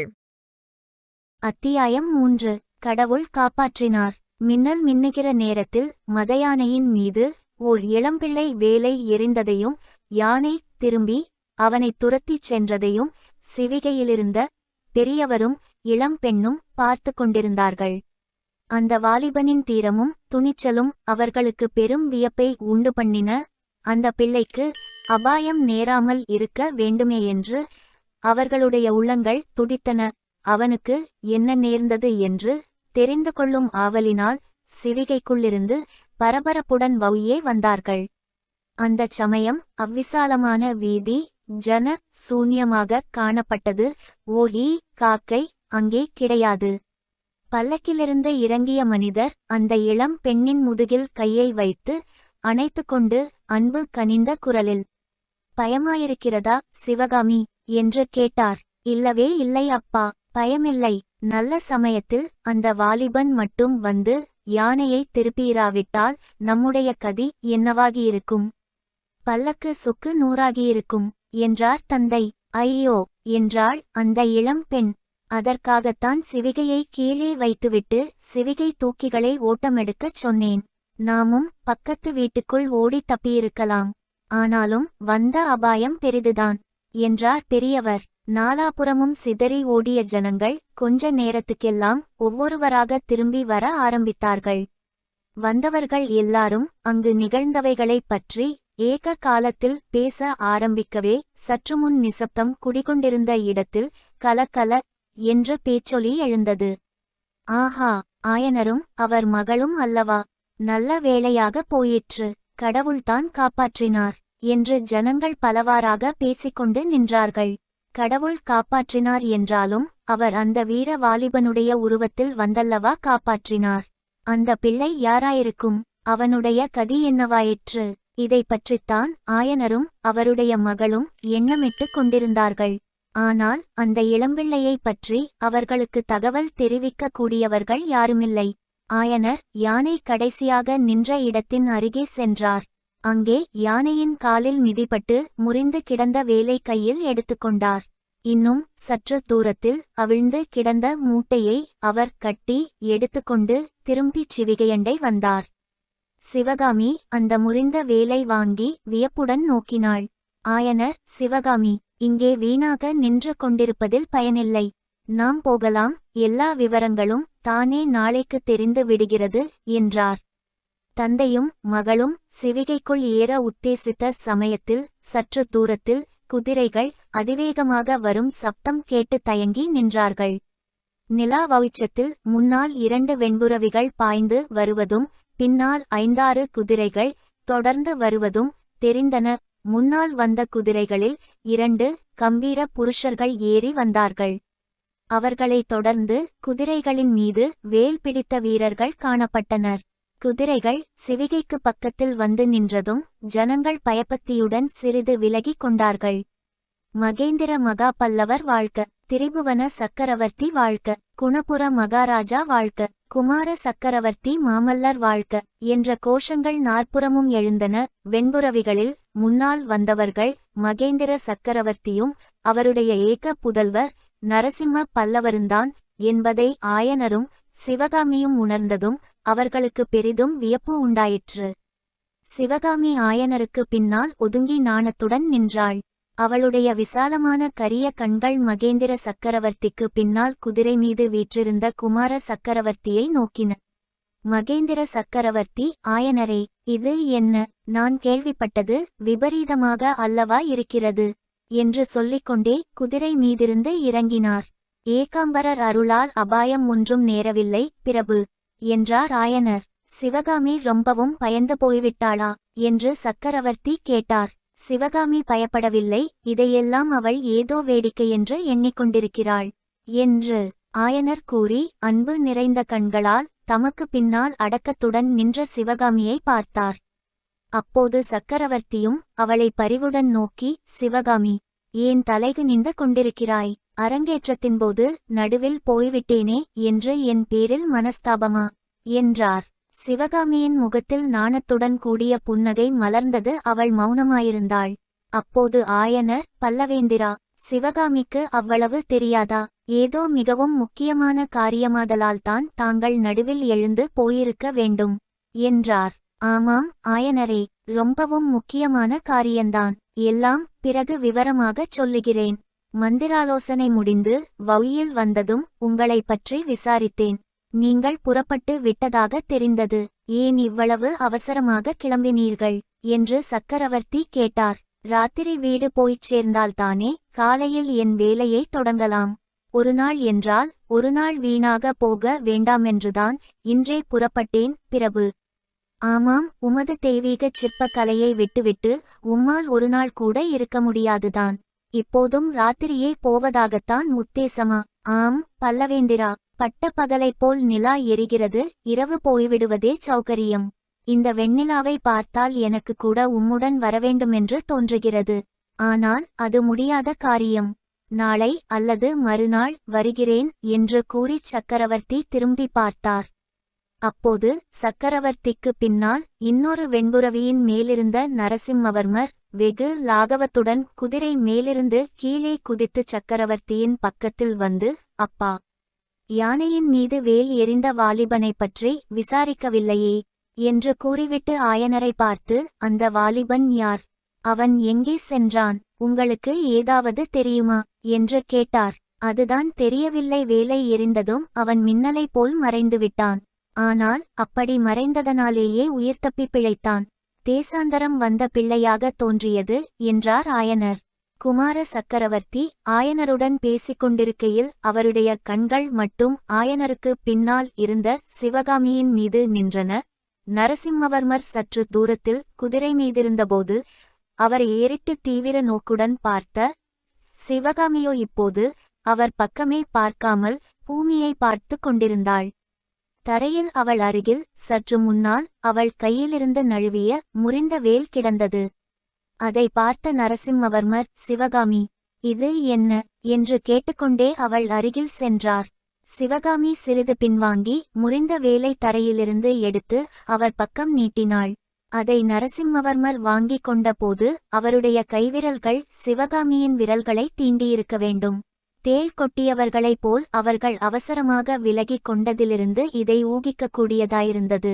நரசிம்மவர்மர் தம் தேகத்தில் ஏற்பட்ட படபடப்பை ஒருவாறு சமாளித்து அடக்கிக்கொண்டு ஆயனரை பார்த்து, உங்களை மத யானையின் கோபத்திலிருந்து காப்பாற்றியது இந்த வேல்தானா ஆயனரே என்று கேட்டார். ஆமாம் பல்லவ குமாரா என்று ஆயனர் மேலும் ஏதோ சொல்லுவதற்குள் மாமல்லர் தந்தையை பார்த்து, அப்பா, இந்த வேலுக்கு உடையவனை கட்டாயம் கண்டுபிடிக்க வேண்டும். அவன் நல்ல சமயத்தில் இத்தகைய வீரச் செயலை புரிந்திராவிட்டால் பல்லவ சாம்ராஜ்யத்தின் மகா சிற்பியை அல்லவா இந்நேரம் இழந்திருப்போம். என்றார். அதற்கு சக்கரவர்த்தி, மகா சிற்பியை மட்டும்தானா? பல்லவ சாம்ராஜ்யத்தின் தலைசிறந்த கலைவாணியையும் இழந்திருப்போம். அந்த வீரனை கண்டுபிடிக்க வேண்டியது அவசியந்தான். இவர்கள் இப்போது புறப்பட்டுச் செல்லட்டும், ஏற்கனவே நேரம் அதிகமாகி விட்டது என்று சொல்லிவிட்டு சிவகாமியை பார்த்து, குழந்தாய், உன்னுடைய ஆட்டம் இன்று அற்புதமாயிருந்தது. முழுமையும் பார்க்கத்தான் முடியாமல் போயிற்று என்றார். பின்னர் அவள் தந்தையை நோக்கி, ஆயனரே, உம்முடன் பேச வேண்டிய விஷயங்கள் எத்தனையோ இருக்கின்றன. சீக்கிரத்தில் மாமல்லபுரம் வருகிறேன். இப்போது ஜாக்கிரதையாய் போய்ச் சேருங்கள் என்று சொன்னார். அங்கே தாம் நிற்கும் வரையில் ஆயனரும் அவர் மகளும் பல்லக்கில் ஏறமாட்டார்கள் என்பதை அறிந்த சக்கரவர்த்தி விரைந்து சென்று குதிரையின் மேல் ஏறினார். நரசிம்மவர்மரும் தம் குதிரை மீது ஏறிக்கொண்டார். குதிரைகள் புறப்படுமுன் மகேந்திர பல்லவர் தமக்கு பின்னால் நின்ற வீரர்களில் ஒருவனைச் சைகையினால் கூப்பிட்டு, அயலூரிலிருந்து புதிதாக வந்த இளைஞன் யாராயிருந்தாலும் இன்றிரவு அவனை பிடித்து வைத்திருந்து நாளைக்கு அரண்மனைக்கு அழைத்து வரவேண்டும். நகர்காப்புத் தலைவனுக்கு இந்த கட்டளையை உடனே தெரியப்படுத்து என்று ஆக்ஞாபித்தார். சக்கரவர்த்தியும் குமாரரும் அங்கிருந்து போனதும் ஆயனரும் சிவகாமியும் தங்கள் சிவிகையில் அமர்ந்தார்கள். காவலர் புடைசூழ சிவிகை காஞ்சி கோட்டையின் கீழ்வாசலை நோக்கிச் சென்றது. எங்கள் சேனலை சப்ஸ்கிரைப் செய்ததற்கு நன்றி. தொடர்ந்து வரவிருக்கும் சிவகாமியின் சபதம் வரலாற்றுக் கதையை கேட்டு மகிழுங்கள். அத்தியாயம் 4. துர்ச்சகுனம். வீதி ஓரத்திலிருந்த சுமைதாங்கியின் மீது பரஞ்சோதி சாய்ந்து கண்ணை மூடி கால்நாழிகை கூட இராது. ஏதோ பேச்சு குரலை கேட்டு தூக்கி வாரி போட்டுக்கொண்டு கண் விழித்தான். தெருவில் யாரோ இவ்விதம் பேசிக்கொண்டு போனார்கள். கோயில் யானைக்கு மதம் பிடித்தால் துர்ச்சகுணம் என்று சொல்லுகிறார்களே. ஆமாம், நாட்டுக்கு ஏதோ பெரிய விபரீதம் வரப்போகிறது. யானைக்கு எப்படி மதம் பிடித்ததாம்? யாருக்கு தெரியும்? யாரோ அசலூரான் ஒருவன் யானையின் மேல் வேலை வீசி எறிந்தானாம். அதனால் யானைக்கு வெறி பிடித்தது என்று சொல்லுகிறார்கள். ஆயனச் சிற்பியும் அவருடைய மகளும் பிழைத்தது புனர் ஜன்மம் என்கிறார்களே. அப்படித்தான் அரங்கேற்றம் நடுவில் நின்றது போதாதென்று இந்த ஆபத்து வேறே அவர்களுக்கு நேர்ந்தது. அதற்குமேல் பரஞ்சோதிக்கு அவர்கள் பேசியது கேட்கவில்லை. வேலை எறிந்ததனால் யானைக்கு வெறி பிடித்ததாம் என்னும் பேச்சு காதில் விழுந்ததும் பரஞ்சோதியின் உள்ளம் திடுக்கிட்டது. அப்போது அவனுக்கு இன்னொரு விஷயமும் ஞாபகம் வந்தது. அவன் கொண்டு வந்திருந்த மூட்டையை நடுத்தெருவிலேயே போட்டுவிட்டு அவன் ஓடி வந்துவிட்டான். நாவுக்கரசருக்கும் ஆயனச் சிற்பிக்கும் அவன் கொண்டு வந்திருந்த ஓலைகள் அந்த மூட்டையில் இருந்தன. இன்னும் அவனுடைய துணிமணிகளும் அவன் கொண்டு வந்திருந்த சொற்ப பணமும் மூட்டைக்குள்ளேதான் இருந்தன. அதை அவசியம் கண்டுபிடித்தாக வேண்டும். போட்ட இடத்திலேயே மூட்டை கிடைக்குமா? திக்கு திசை புரியாத இந்த பெரிய நகரத்தில் அந்த இடத்தை மறுபடியும் கண்டுபிடிப்பது எப்படி? பரஞ்சோதி சுமைதாங்கியிலிருந்து இறங்கி தான் ஓடிவந்த வழி எதுவாயிருக்குமென்று ஒருவாறு ஊகித்துக்கொண்டு அந்த திசையை நோக்கி நடக்கத் தொடங்கினான். இதற்குள் வீதிகளில் ஜன நடமாட்டம் வெகுவாக குறைந்து போயிருந்தது. வீட்டுக் கதவுகளையெல்லாம் சாத்தியாகிவிட்டது. வீதி விளக்குகளை அணைத்துவிட்டார்கள். நல்ல வேளையாக பூரண சந்திரன் பால் போன்ற வெண்ணிலாவை பொழிந்து கொண்டிருந்தான். நிலா வெளிச்சத்தில் நாற்புறமும் கூர்மையாக பார்த்து கொண்டு பரஞ்சோதி வெகுநேரம் நடந்தான். எவ்வளவு நடந்தும் யானையைச் சந்தித்த இடத்தை அவனால் கண்டுபிடிக்க முடியவில்லை. மூட்டையையும் அவன் எங்கும் காணவில்லை. நேரமாக ஆக வீதிகளில் நிசப்தம் குடிகொண்டது. உச்சிவானத்தில் சந்திரனை பார்த்து அர்த்தராத்திரியாகிவிட்டது என்பதை பரஞ்சோதி தெரிந்து கொண்டான். கால்கள் இனி நடக்க முடியாதபடி சோர்ந்து போயின. உடம்பை எங்கேயாவது கீழே போட்டால் போதும் என்று அவனுக்கு ஆகிவிட்டது. இனிமேல் மூட்டையை தேடுவதில் பயனில்லை. நாவுக்கரசர் மடத்துக்கு எப்படியாவது போய்ச் சேர்ந்தால் போதும். ஆனால் எப்படி போவது? வழி கேட்பதற்கு கூட வீதிகளில் யாரையும் காணோம். லட்சக்கணக்கான ஜனங்கள் வாழ்ந்த அந்த பெரிய நகரத்தில் தான் மட்டும் தன்னந்தனியாக அலைவதை நினைத்தபோது பரஞ்சோதிக்கு எப்படியோ இருந்தது. ஒரு முக்கிய செய்தி. நான் தான் சிவகாமி பேசுகிறேன். இந்த சேனலை சப்ஸ்கிரைப் செய்து என் கதையை தொடர்ந்து கேளுங்கள். ராத்திரியெல்லாம் இப்படியே அலைந்து கொண்டிருக்க வேண்டியதுதானா? ஆயிரக்கணக்கான மாளிகைகளும் மண்டபங்களும் வீடுகளும் நிறைந்துள்ள இந்த நகரில் தனக்கு இரவில் தங்குவதற்கு இடம் கிடையாதா? நல்ல வேளையாக இதோ யாரோ வருகிறார்கள் போலிருக்கிறது. பேச்சு குரல் கேட்கிறது. அவர்களை விசாரித்து பார்க்கலாம். ஒரு வீதியின் முடுக்கில் 2 பேர் பேசிக்கொண்டு வந்தார்கள். அவர்களை பார்த்தால் நகர் காவலர்கள் என்று தோன்றியது. பரஞ்சோதியை பார்த்ததும் அவர்களே நின்றார்கள். யாரப்பா நீ? நடு ராத்திரியில் எங்கே கிளம்பினாய் என்று அவர்களில் ஒருவன் கேட்டான். நான் அயலூர் ஐயா என்று பரஞ்சோதி சொல்ல ஆரம்பிப்பதற்குள் முதலில் பேசியவன் அயலூர் என்றால் எந்த ஊர் என்றான். சோழ தேசம். ஓஹோ, உறையூரா? இல்லையா, கீழே சோழ நாட்டில் செங்காட்டங்குடி கிராமம். இன்று மாலைதான் காஞ்சிக்கு வந்து சேர்ந்தேன். அப்படியா? இங்கு எதற்கு வந்தாய்? நாவுக்கரசர் மடத்தில் தமிழ் பயில்வதற்காக வந்தேன். அப்படியானால் நள்ளிரவில் தெருவீதியில் ஏன் அலைகிறாய்? மடம் இருக்குமிடம் தெரியவில்லை. சாயங்காலத்திலிருந்து தேடிக்கொண்டிருக்கிறேன். அந்த காவலர்கள் இருவரும் லேசாகச் சிரித்த சிரிப்பில் பரிகாசம் தொனித்தது. அவர்களில் ஒருவன், நாவுக்கரசர் மடத்துக்கு நீ கட்டாயம் போக வேண்டுமா என்று கேட்டான். ஆமா ஐயா, நாங்கள் அந்த பக்கம்தான் போகிறோம். நீ வந்தால் அழைத்து கொண்டு போகிறோம். பரஞ்சோதி காவலர்களுக்கு வந்தனம் சொல்லிவிட்டு அவர்களை பின்தொடர்ந்து சென்றான். சற்று நேரத்துக்கெல்லாம் அவர்கள் உயரமான மதில் சுவர்களையுடைய ஒரு கட்டிடத்தின் வாசலில் வந்து நின்றார்கள். இதுதான் மடமா என்று கேட்டான் பரஞ்சோதி. ஆமா, பார்த்தால் இது மடமாக தோன்றவில்லையா? உண்மையில் பரஞ்சோதிக்கு அது மடமாக தோன்றவில்லை. அருகில் கோயில் எதையும் காணவில்லை. கட்டிடத்தின் உயரமான சுவர்களும் வாசற் கதவில் பூட்டியிருந்த பெரிய பூட்டும் அவனுக்கு இன்னதென்று தெரியாத சந்தேகத்தை உண்டாக்கின. அவனை அழைத்து போனவர்களில் ஒருவன் வாசற் கதவண்டை சென்று அங்கேயிருந்த காவலாளியிடம் ஏதோ சொன்னான். உடனே பூட்டு திறக்கப்பட்டது. கதவும் திறந்தது. நெஞ்சு திக் என்று அடித்துக்கொள்ள பரஞ்சோதி வாசற்படியை தாண்டி உள்ளே சென்றான். இருபுறமும் உயரமான சுவர் எழுப்பிய குறுகிய சந்தின் வழியாக அவனை அழைத்து போனார்கள்.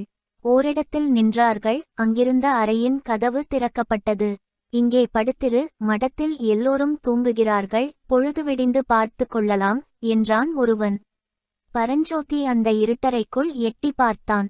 கொஞ்சம் வைக்கோலும் ஒரு கோரை பாயும் கிடந்தன. ஒரு மூலையில் சட்டியில் தண்ணீர் வைத்திருந்தது. திரும்பி தன்னுடன் வந்த காவலர்களை பார்த்து, இது மடந்தானா என்று கேட்டான். ஆமா தம்பி, உனக்கு என்ன சந்தேகம் என்றான் காவலர்களில் ஒருவன். இங்கிருக்க விருப்பம் இல்லாவிட்டால் வெளியே போய்விடு என்றான் இன்னொருவன். பரஞ்சோதிக்கு இருந்த களைப்பில் எப்படியாவது ராத்திரி படுத்து தூங்க இடம் கிடைத்தால் போதும் என்று இருந்தது. இல்லை, இங்கேயே நான் படுத்திருக்கிறேன் என்று சொல்லிவிட்டு அறைக்குள் நுழைந்தான். அப்போது அவனை அழைத்து வந்தவர்களில் ஒருவன், தம்பி, இது மடந்தான், ஆனால் நாவுக்கரசர் மடமல்ல, மன்னரான மகேந்திர சக்கரவர்த்தியின் மடம் என்று சொல்லிக் கொண்டே கதவை சாத்தினான். அடுத்த கணம் அறை கதவை பூட்டும் சத்தம் கேட்டது. எங்கள் சேனலை சப்ஸ்கிரைப் செய்ததற்கு நன்றி. தொடர்ந்து வரவிருக்கும் சிவகாமியின் சபதம் வரலாற்று கதையை கேட்டு மகிழுங்கள். அத்தியாயம் 5. செல்லப்பிள்ளை. பொன்னி நதி தன் 1000 கைகளாலும் வளப்படுத்தி பொன்கொழிக்கச் செய்யும் கீழே சோழ நாட்டில் செங்காட்டங்குடி என்ற கிராமம் செழித்து விளங்கிற்று. இந்த கிராமத்தில் மாமாத்திரர் என்று பட்டம் பெற்ற பழங்குடியில் பிறந்த பிள்ளை பரஞ்சோதி. சோழநாடு முழுதும் உறையூர் சோழ மன்னர்களின் ஆட்சியின் கீழ் இருந்த பழைய காலத்தில் பரஞ்சோதியின் மூதாதையர்கள் ராஜசேவையில் ஈடுபட்டு படைத்தலைவர்களாயிருந்தார்கள். சோழவம்சம் பழம்பெருமை இழந்து பல்லவர் ஆட்சி ஓங்கியபோது மாமாத்திரர் குலமும் அதன் சிறப்பை இழந்தது. சென்ற சில தலைமுறைகளாக மாமாத்திரர் போர் தொழிலையும் எல்லை காவல் தொழிலையும் கைவிட்டு விவசாய தொழிலை மேற்கொண்டிருந்தார்கள். இத்தகைய குலத்திலே பிறந்த பரஞ்சோதி குழந்தை பிராயத்திலேயே தந்தையை இழந்து தாயாரின் செல்லப்பிள்ளையாக வளர்ந்து வந்தான். முரடன், பொல்லாதவன் என்று அக்கம் பக்கங்களில் பெயர் வாங்கினான். சண்டை என்பது அவனுக்கு சர்க்கரையும் பாலுமாக இருந்தது. போர் தொழிலுக்குரிய சாதனங்களில் இயற்கையாக அவன் புத்தி சென்றது. வீராதி வீரர்களென்று புகழ் பெற்ற அவனுடைய மூதாதையர்களின் வீர ரத்தம் பரஞ்சோதியின் தேகத்தில் அலைமோதிக்கொண்டு ஓடியது. கழிவிளையாட்டு, கத்தி விளையாட்டு, மல்யுத்தம், வேல் எறிதல் ஆகியவற்றில் அவன் அதிவிரைவாக தேர்ச்சி பெற்றான். பரஞ்சோதியின் தாயார் வடிவழகியம்மை தன் ஏகபுத்திரனிடம் உயிரையே வைத்திருந்தாள். ஆனாலும் பரஞ்சோதியின் முரட்டு காரியங்கள் அவளுக்கு பெரிதும் கவலையளித்தன. அந்த மூதாட்டி சிவபக்தி செலுத்துவதிலும் கலை செல்வத்திலும் சிறந்த குடும்பத்திலே பிறந்தவள். அவளுடைய தமையனார் திருவெண்காட்டுப்பதியில் புகழுடன் வசித்த மருத்துவர் சிவநேச செல்வர். தெய்வத்தமிழ் மொழியை நன்கு பயின்றிருந்ததோடு வடமொழியிலும் அவர் புலமை பெற்று விளங்கினார். வைத்திய கலையில் தேர்ச்சி பெற்று நோய் தீர்ப்பதில் வல்லவராய் இருந்தார். அந்த சிவபக்தரின் மூத்த பெண்ணுக்கு உமையாள் என்று பெயர். அழகிலும் குணத்திலும் அவள் இணையற்று விளங்கியது போல கல்வியிலும் சிவபக்தியிலும் சிறந்து விளங்கினாள். இந்த திருவெண்காட்டு பெண்ணை தன் மகனுக்கு மணமுடித்து வைக்க வேண்டுமென்று பரஞ்சோதியின் அன்னை அந்தரங்கத்தில் ஆசை கொண்டிருந்தாள். ஆனால் நிறைவேறுமா என்ற சந்தேகமும் கவலையும் அவளுடைய மனத்தில் குடிகொண்டிருந்தன. பல துறைகளிலும் புலமை மிகுந்த அவளுடைய தமையனார் இந்த முரட்டு பிள்ளைக்கு தம் அருமை பெண்ணை கொடுப்பாரா? பரஞ்சோதியை கல்வி கேள்விகளில் வல்லவனாக்க அவனுடைய தாயார் எவ்வளவோ பிரயத்தனம் செய்தாள். ஆனால் பரஞ்சோதிக்கு கல்வி கற்பிக்க முயன்ற அண்ணாவிகள் எல்லாரும் தோல்வியே அடைந்தனர். அவர்களில் ஒருவராவது அதிக காலம் நீடித்து அந்த முயற்சியை செய்யவில்லை. ஒவ்வொருவரும் சில காலம் முயன்று பார்த்த பிறகு அந்த மூதாட்டியிடம் வந்து, அம்மா, உங்கள் புதல்வன் வெகு புத்திசாலி, ஏகாசந்தக்கிராகி என்றே சொல்லலாம். எந்த விஷயத்தையும் கவனம் செலுத்தி ஒரு தடவை கேட்டால் போதும் உடனே தெரிந்து கொள்கிறான். ஆனால் அந்த ஒரு தடவை அவனை கவனித்து கேட்கும்படி செய்வதற்குள்ளே எங்கள் பிராணன் போய்விடுகிறது. அவனுக்கு பாடம் சொல்லிக் கொடுக்கும் சக்தி எங்களுக்கு இல்லை என்று சொல்லிவிட்டு போனார்கள். இரண்டொரு அண்ணாவிமார் பரஞ்சோதி விஷயத்தில் தண்ட உபாயத்தை கையாள பார்த்தார்கள். அதன் பயனாக அவர்கள் அவனுடைய தாயாரிடம் சொல்லிக் கொள்ளாமலே ஊரை விட்டு போகும்படி நேர்ந்துவிட்டது. ஒரு முக்கிய செய்தி. நான் தான் சிவகாமி பேசுகிறேன். இந்த சேனலை சப்ஸ்கிரைப் செய்து என் கதையை தொடர்ந்து கேளுங்கள். இதனாலெல்லாம் பரஞ்சோதியின் தாய் மிகவும் கவலை கொண்டிருந்தாள். ஒரு வருஷம் பொங்கல் பண்டிகைக்காக பரஞ்சோதியும் வடிவழகி அம்மையும் திருவெண்காட்டுக்கு போயிருந்தார்கள். அங்கே பரஞ்சோதி உமையாளை பார்த்தான். உமையாளின் கல்யாணத்தை பற்றி பேச்சு நடப்பதை கேட்டான். தன் மாமனும் தாயாரும் தன்னை பற்றி வருத்தத்துடனும் கவலையுடனும் பேசிக்கொண்டிருந்ததும் அவன் காதில் விழுந்தது. எல்லாவற்றையும் சேர்த்து நிலைமையை ஒருவாறு தெரிந்து கொண்டான். அவர்கள் திருவெண்காட்டிலிருந்து திரும்பி திருச்செங்காட்டங்குடிக்கு வந்த பிறகு ஒருநாள் பரஞ்சோதியின் தாயார் தரையில் படுத்த வண்ணம் கண்ணீர் உகுத்து கொண்டிருந்தாள். எங்கேயோ வெளியே போய்விட்டு வந்த பரஞ்சோதி இதை பார்த்து தாயாரின் அருகில் வந்து உட்கார்ந்து கொண்டான். அன்னை எதற்காக அழுகிறாள் என்று அவன் கேட்கவில்லை. அவளுக்கு சமாதானமும் சொல்லவில்லை. அம்மா, நான் ஒன்று சொல்கிறேன், நீ அதற்கு தடை சொல்லக்கூடாது என்றான். அன்னை கண்ணீரை துடைத்து கொண்டு, என்னடா என் கண்ணி என்றாள். நான் காஞ்சி மாநகருக்கு போகப் போகிறேன் என்று பரஞ்சோதி சொன்னதும் திடுக்கிட்டு எழுந்து உட்கார்ந்தாள். எதற்காக என்று கேட்டாள். கல்வி கற்பதற்காகத்தான் அம்மா. இத்தனை நாளும் நான் கல்வி கற்காமல் வாழ்நாளை வீணாய் கழித்து விட்டதை நினைத்தால் வருத்தமாயிருக்கிறது என்றான் பரஞ்சோதி. தாயாருக்கு ஆனந்த கண்ணீரும் துக்கக் கண்ணீரும் சேர்ந்தாற்போல் கண்களில் துளித்தன. கல்வி கற்பதற்கு காஞ்சிக்கு போவானேன், இங்கேயே படிக்க கூடாதா குழந்தாய் என்றாள். இந்த ஊரில் இருக்கும் வரையில் எனக்கு படிப்பு வராது. நல்ல கல்வி பயிற்சி பெற வேண்டுமென்றால் காஞ்சி மாநகருக்குத்தான் போக வேண்டுமென்று எல்லோரும் சொல்கிறார்கள். இந்த பாரதகண்டத்திலேயே காஞ்சியில் உள்ளவை போன்ற கல்லூரிகளும் கலைக்கூடங்களும் வேறெங்கும் இல்லையாம். நான் எல்லாம் விசாரித்து தெரிந்து கொண்டேனம்மா என்றான் பரஞ்சோதி. பரஞ்சோதி கூறியது உண்மைதான். அந்த நாளில் காஞ்சி மாநகரமானது கலைமகளுக்கு உறைவிடமாயிருந்தது.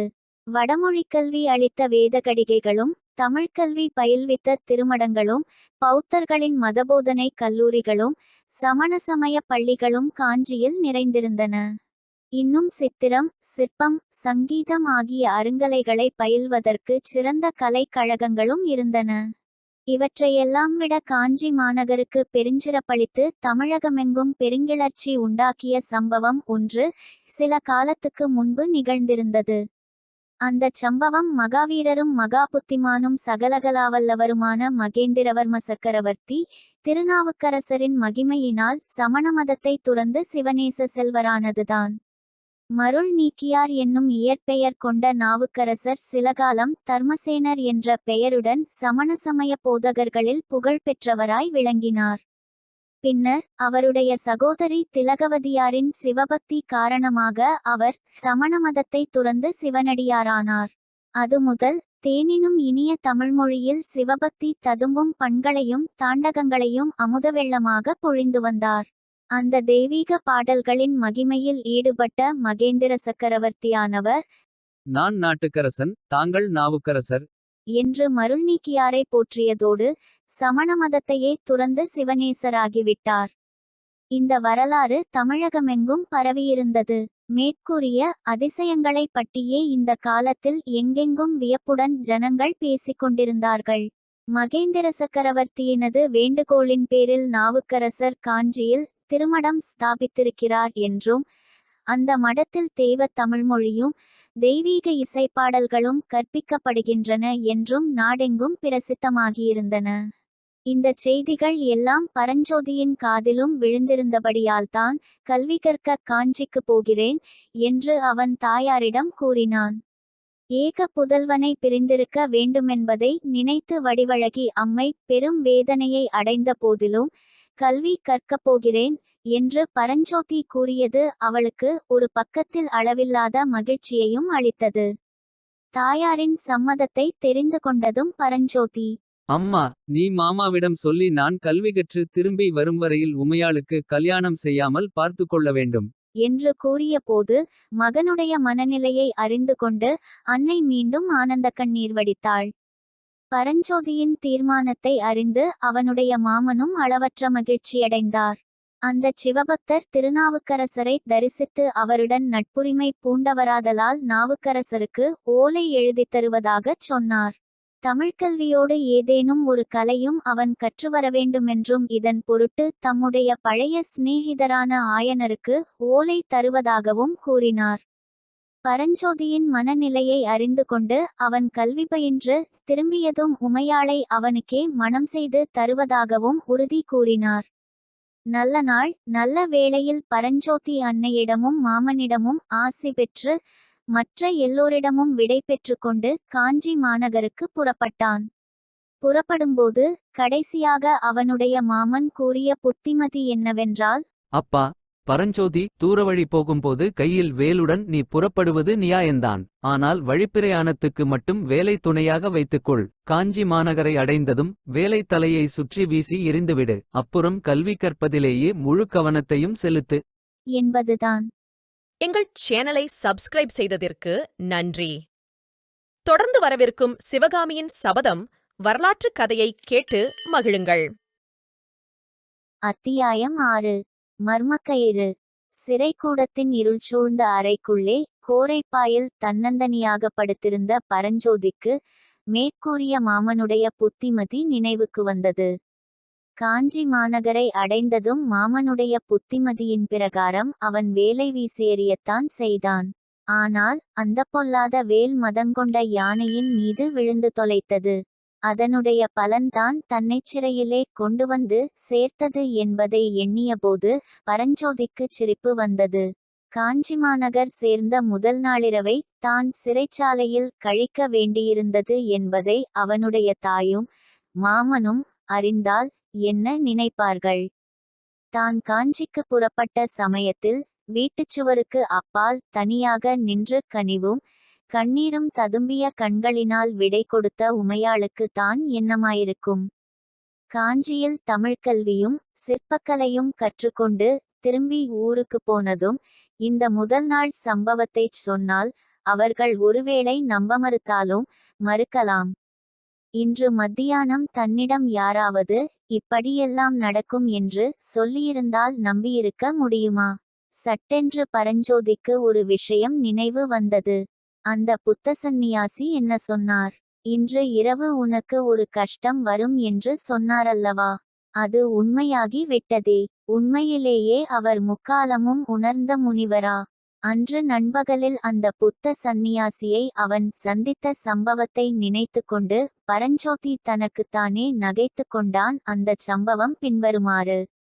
விடியற்காலையிலிருந்து வழி நடந்த பிறகு காஞ்சி நகர் இன்னும் ஒரு காத தூரத்தில்தான் இருக்கிறது என்று பரஞ்சோதி தெரிந்து கொண்டு சற்று இளைப்பாறிச் செல்லலாமென்று சாலை ஓரத்தில் ஒரு மரத்தடியில் படுத்துக்கொண்டான். அவனுடைய தலை மாட்டில் மூட்டையும் அவன் பக்கத்தில் வேலாயுதமும் கிடந்தன. சிறிது நேரத்துக்கெல்லாம் சாலையோடு ஒரு புத்த சந்நியாசி வருவதை அவன் பார்த்தான். புத்தர்கள் அல்லது சமணர்களுடைய கூட்டுறவு கூடாதென்றும் அவர்களைக் கண்டால் தூர விலகிப் போய்விட வேண்டுமென்றும் அவனுடைய மாமனும் அன்னையும் மிகவும் வற்புறுத்திக் கூறியிருந்தார்கள். எனவே தூரத்தில் புத்த சந்நியாசியைக் கண்டதும் பரஞ்சோதி கண்களை மூடிக்கொண்டான். அவர் தன்னை தாண்டிச் சாலையோடு தொலை தூரம் போகும் வரையில் தூங்குவது போல் பாசாங்கு செய்ய அவன் தீர்மானித்திருந்தான். சிறிது நேரத்துக்கெல்லாம் தனக்கு அருகில் வந்து யாரோ நிற்பது போலவும் தன்னையே உற்று பார்ப்பது போலவும் அவனுக்குத் தோன்றியது. மெதுவாக கண்களை திறந்து பார்த்தான். பரஞ்சோதி அஞ்சா நெஞ்சம் படைத்த வாலிபன் தான். ஆனாலும் கண்ணை திறந்ததும் எதிரில் கண்ட காட்சி அவனை துணுக்குறச் செய்தது. புத்த சந்நியாசி அவனுக்கு அருகில் வந்து நின்று உற்று பார்த்து கொண்டிருந்தார். அவருடைய முகத்தோற்றம் அவனுக்கு அச்சத்தை அளித்தது. அதைக் காட்டிலும் அவர் கையில் வாளை பிடித்து தலைகீழாக தொங்கவிட்டு கொண்டிருந்த பாம்பு அதிக அருவருப்பையும் பயங்கரத்தையும் அளித்தது. 5 அடி நீளமுள்ள நாகசர்ப்பமது. ஆனால் உயிர் இல்லாதது. அதனுடைய உடலில் இரத்தம் கசிந்தது. பரஞ்சோதி பரபரப்புடன் எழுந்து, அடிகளே, இது என்ன வேடிக்கை? எதற்காக செத்த பாம்பை கையில் பிடித்துக் கொண்டிருக்கிறீர்கள்? தூரெறியுங்கள் என்றான். ஒரு முக்கிய செய்தி. நான் தான் சிவகாமி பேசுகிறேன். இந்த சேனலை சப்ஸ்கிரைப் செய்து என் கதையை தொடர்ந்து கேளுங்கள். பிள்ளாய், இவ்வாறு காட்டுப் பிரதேசத்தில் தனியாக படுத்து உறங்கலாமா? இத்தனை நேரம் இந்த நாகசர்ப்பம் உன்னை தீண்டியிருக்குமே. நல்ல சமயத்தில் நான் வந்து இதை அடித்தேனோ நீ பிழைத்தாய் என்று சொல்லிவிட்டு புத்த சந்நியாசி அந்தச் செத்த பாம்பை தூரெறிந்தார். பரஞ்சோதி தன் முகத்தில் தோன்றிய புன்சிரிப்பை மறைத்துக் கொண்டு, அப்படியா அடிகளே? நான் என் தாய்க்கு ஒரே பிள்ளை. என்னை நீங்கள் காப்பாற்றியதற்காக என் தாயார் தங்களுக்கு ரொம்பவும் நன்றி செலுத்துவாள் என்றான். பிறகு அவன் மூட்டையையும் வேலையும் எடுத்துக்கொண்டு எழுந்து நின்று, தங்கள் திருநாமம் என்னவோ? என் தாயாரிடம் எப்போதாவது தங்களைப் பற்றிச் சொல்ல நேர்ந்தால் என்பதற்குள் பிக்ஷு குறுக்கிட்டு, நாகநந்தி என்பார்கள். நீ எவ்விடத்துக்குச் செல்கிறாய் தம்பி? காஞ்சிக்குப் போகிறேன். நானும் அங்கேதான் போகிறேன். வழித்துணை ஆயிற்று, வா போகலாம் என்றார் நாகநந்தியடிகள். இருண்ட சிறையில் கோரைப்பாயில் படுத்திருந்த பரஞ்சோதி அந்த புத்த பிக்ஷுவுக்கு நாகநந்தி என்பது எவ்வளவு பொருத்தமான பெயர்! அவர் முகத்தை பார்த்தாலே நாகப்பாம்பின் ஞாபகம் வருகிறது. நாகநந்தியடிகள் வருங்காலத்தை ஞானதிருஷ்டியினால் அறிந்துதான் சொன்னாரோ அல்லது குருட்டாம்போக்காய்ச் சொன்னாரோ அவருடைய ஜோசியத்தில் முற்பகுதி நிறைவேறிவிட்டது. தான் இப்போது ஒரு கஷ்டத்தில் அகப்பட்டு கொண்டிருப்பது உண்மைதான். அவருடைய ஜோசியத்தின் இன்னொரு பகுதியும் நிறைவேறுமா? புத்த பகவான் அருளால் அந்த கஷ்டம் நீங்கும் என்று சொன்னது பலிக்குமா? ஆம், பலிக்கத்தான் வேண்டும். உண்மையில் பரஞ்சோதி தன்னுடைய நிலைமையை குறித்து அதிக கவலைப்படவில்லை. ஏதோ தவறுதலினால் தன்னை சிறையில் அடைத்திருக்கிறார்கள் என்றும் உண்மை தெரியும்போது தன்னை நிச்சயம் விடுதலை செய்துவிடுவார்கள் என்றும் உறுதியாக நம்பினான். எனவே இன்றிரவு நிம்மதியாக தூங்குவதுதான் சரி. ஆனால் ஏன் தூக்கம் வரமாட்டேன் என்கிறது? ஓஹோ, எல்லாம் இந்த ஒருசான் வயிறு செய்யும் காரியந்தான். ராத்திரி ஒன்றும் சாப்பிடவில்லையல்லவா? பசி வயிற்றை கிள்ளுகிறது. அதனால்தான் தூக்கம் பிடிக்கவில்லை. நல்ல காஞ்சி நகரம். நெடுந்தூரம் யாத்திரை செய்து வந்த விருந்தினர்களை ராப்பட்டினி போட்டு கொல்லுகிற இந்த நகரத்தை பற்றி என்னத்தைச் சொல்வது? காஞ்சி நகரை அணுகியபோது அந்த திகம்பர ஜைன முனிவர் எதிர்பட்டாரல்லவா? அந்த ராப்பட்டினிக்காரனின் முகதரிசனத்தின் பலன்தான் இன்றிரவு தனக்கு அன்னம் இல்லாமல் போய்விட்டது போலும். மேற்சொன்னவாறு பரஞ்சோதி சிந்தனை செய்து கொண்டிருக்கையில் அந்த அறையில் உண்டான உருமாறுதல் அவனுடைய கவனத்தை சட்டென்று கவர்ந்தது. சற்று முன்வரையில் இருள் சூழ்ந்திருந்த அந்தடையில் இப்போது கொஞ்சம் வௌச்சம் காணப்பட்டது. இந்த மாறுதலுக்கு காரணம் என்னவென்று அதிசயித்து பரஞ்சோதி மேலே பார்த்தான். கூரையில் இருந்த சிறு துவாரத்தின் வழியாகச் சந்திர கிரணம் உள்ளே புகுந்து வந்ததுதான் என்று தெரிந்தது. இத்தனை நேரம் இல்லாமல் இப்போது திடீரென்று மேற்படி துவாரம் எப்படி ஏற்பட்டது என்று ஒரு கணம் பரஞ்சோதிக்கு வியப்பாயிருந்தது. இல்லை, துவாரம் எப்போதும் இருந்திருக்க வேண்டும். ஆனால் துவாரத்துக்கு நேராக இப்போதுதான் சந்திரன் வந்திருக்கிறது. என்று தனக்குத்தானே சந்தேக நிவர்த்தி செய்து கொண்டான். ஆம், பூரணச்சந்திரனுடைய மோகன நிலவானது வௌய் உலகத்தையெல்லாம் அப்போது சொப்பன சௌந்தரியலோகமாகச் செய்து கொண்டிருக்கிறது. அந்த விஷயத்தை தனக்கு எடுத்துச் சொல்லித் தன்னுடைய வயிற்றெரிச்சலை கொட்டிக்கொள்வதற்காகவே மேற்கூரை துவாரத்தின் வழியாக அந்த சந்திரகிரணம் உள்ளே புகுந்து வருகிறது போலும். ஆகா, இது என்ன? உள்ளே வரும் நிலவு வௌச்சம் இவ்வளவு அதிகமாகிவிட்டதே. துவாரம் பெரிதாகியிருப்பது போல் தோன்றுகிறதே. அடடே, முதலில் பார்த்தபோது ஒரு கைகூட நுழைய முடியாத சிறு துவாரமாயிருந்தது, இப்போது ஆள் நுழையக்கூடிய அளவு பெரிதாகிவிட்டதே. இது என்ன இந்திரஜாலமா அல்லது மகேந்திரஜாலமா? மகேந்திர சக்கரவர்த்தியின் காஞ்சி மாநகரம் மாய ஜால நகரமாயிருக்கிறதே. ஐயையோ, இது என்ன பயங்கரம்! பரஞ்சோதியின் மூச்சு ஒரு நிமிஷம் நின்று போய்விட்டது. மேற்கூரை துவாரத்தின் வழியாக நெளிந்து நெளிந்து கீழே வந்தது ஒரு நீளமான பாம்பு. இல்லை இல்லை, அது பாம்பு இல்லை, வெறும் கயிறுதான். இன்று மத்தியானம் அந்த புத்தபிக்ஷு செத்த பாம்புடன் வந்து தன்னை திடுக்கிட செய்தாலும் செய்தார். கயிற்றை பார்த்தால் கூட பாம்பு மாதிரி தோன்றுகிறது. மேற்கூரை துவாரத்தின் மர்மம் இப்போது புலப்பட்டது. யாரோ வேண்டுமென்றுதான் கூரையில் துவாரம் செய்திருக்கிறார்கள். அதன் வழியாக கயிற்றை உள்ளே விடுகிறார்கள். எதற்காக? வேறு எதற்காக? தன்னை தப்புவிப்பதற்காகத்தான். ஆனால் முன்பின் தெரியாத இந்த பெரிய நகரில் தன்னிடம் அவ்வளவு சிரத்தை கொண்டிருப்பவர்கள் யார்? தான் அந்தச் சிறைச்சாலை அறையில் இருப்பது அவர்களுக்கு எப்படி தெரிந்தது? இதற்குள்ளாக கயிற்றின் முனை கீழே அவன் கைக்கு எட்டும் தூரத்துக்கு வந்துவிட்டது. இன்னும் கீழே வந்து தரையையும் தொட்டுவிட்டது. பிறகு அந்த கயிறு இப்படியும் அப்படியும் அசையத் தொடங்கியது. மேலேயிருந்து கயிற்றை விட்டவர்கள் அதை குலுக்குகிறார்கள் என்பதில் சந்தேகமேயில்லை. எதற்காக? தன்னை அந்த கயிற்றின் வழியாக மேலே வரும்படி சமிக்ஞை செய்கிறார்களா? அப்படித்தான் இருக்க வேண்டும். அதிசயமான முறையில் வந்த அந்துதவியை பெற்றுக்கொள்ளலாமா வேண்டாமா என்று பரஞ்சோதி ஒரு நிமிஷம் யோசனை செய்தான். அதனால் வேறு என்ன தொல்லைகள் விளையுமோ என்பதாக ஒரு பக்கம் அவனுக்கு யோசனையாயிருந்தது. இவ்வளவு சிரத்தை எடுத்து தன்னை காப்பாற்ற விரும்புகிறவர்கள் யார் என்று தெரிந்து கொள்ள ஒரு பக்கம் அவனுக்கு பேராவலுண்டாயிற்று. அதோடு இன்னொரு முக்கிய காரணமும் சேர்ந்தது. அது அவனுடைய வயிற்றை கிள்ளிக் கொண்டிருந்த பசிதான். பரஞ்சோதி கயிற்றை அழுத்தமாய் பிடித்து இழுத்தான். மேலே அது இறுக கட்டியிருக்கிறதென்று தெரிந்தது. தன்னுடைய பாரத்தை அது நன்றாய் தாங்கும் என்று நிச்சயமாயிற்று. உடனே கயிற்றின் வழியாக அவன் மேலே ஏறத் தொடங்கினான். எங்கள் சேனலை சப்ஸ்கிரைப் செய்ததற்கு நன்றி. தொடர்ந்து வரவிருக்கும் சிவகாமியின் சபதம் வரலாற்று கதையை கேட்டு மகிழுங்கள். அத்தியாயம் 7. நிலாமுற்றம். ஆயனரிடமும் சிவகாமியிடமும் விடை பெற்றுக்கொண்ட பிறகு மகேந்திர சக்கரவர்த்தியும் மாமல்லரும் குதிரைகளை திருப்பி அதிவேகமாய் விட்டுக்கொண்டு போய் அரண்மனையை அடைந்தார்கள். அவர்களை கண்டதும் அரண்மனை வாசலில் காவல் புரிந்து கொண்டிருந்த வீரர்கள், வாழ்க வாழ்க சக்கரவர்த்தி பெருமான் வாழ்க மாமல்ல மகாவீரர் வாழ்க வாழ்க என்று கோஷித்துக்கொண்டு அவர்களுக்கு வணங்கி வழிவிட்டு நின்றார்கள். காவலர்களுடைய வாழ்த்தோலியுடன் அங்கே வரிசை வரிசையாக நின்ற குதிரைகளின் கனைப்பொலியும் சேர்ந்தது.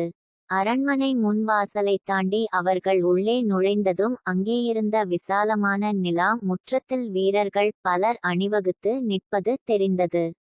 சக்கரவர்த்தியையும் குமாரபல்லவரையும் கண்டதும் அந்த வீரர்களும் ஜெயகோஷம் செய்தார்கள். வாழ்க வாழ்க எல்லோருக்கும் முன்னால் நின்ற ஒருவர் மட்டும் தனியே பிரிந்து முன்னால் வந்து பணிவுடன் நிற்க, சக்கரவர்த்தி அவரை பார்த்து, சேனாதிபதி, தூதர்களுக்கு எல்லா விஷயமும் சொல்லியாகி விட்டதா? புறப்படுவதற்கு ஆயத்தமாயிருக்கிறார்களா என்று கேட்டார். ஆம் பிரபு, எல்லோருக்கும் சொல்லியாகிவிட்டது. அவரவர்களும் இன்னின்ன திக்குக்குச் செல்ல வேண்டுமென்று தெரிவித்துவிட்டேன். எல்லோரும் கிளம்ப ஆயத்தமாய் தங்களுடைய கட்டளைக்காக காத்திருக்கிறார்கள் என்று சேனாதிபதி கூறினார். சக்கரவர்த்தி நரசிம்மவர்மரை பார்த்து, குழந்தாய், உன் தாயார் கவலையுடனிருப்பாள். அவளிடம் சென்று விஷயம் இன்னதென்று தெரியப்படுத்து. இருவரும் போஜனத்தை முடித்துக்கொண்டு மேல் மாடத்துக்குச் செல்லுங்கள்.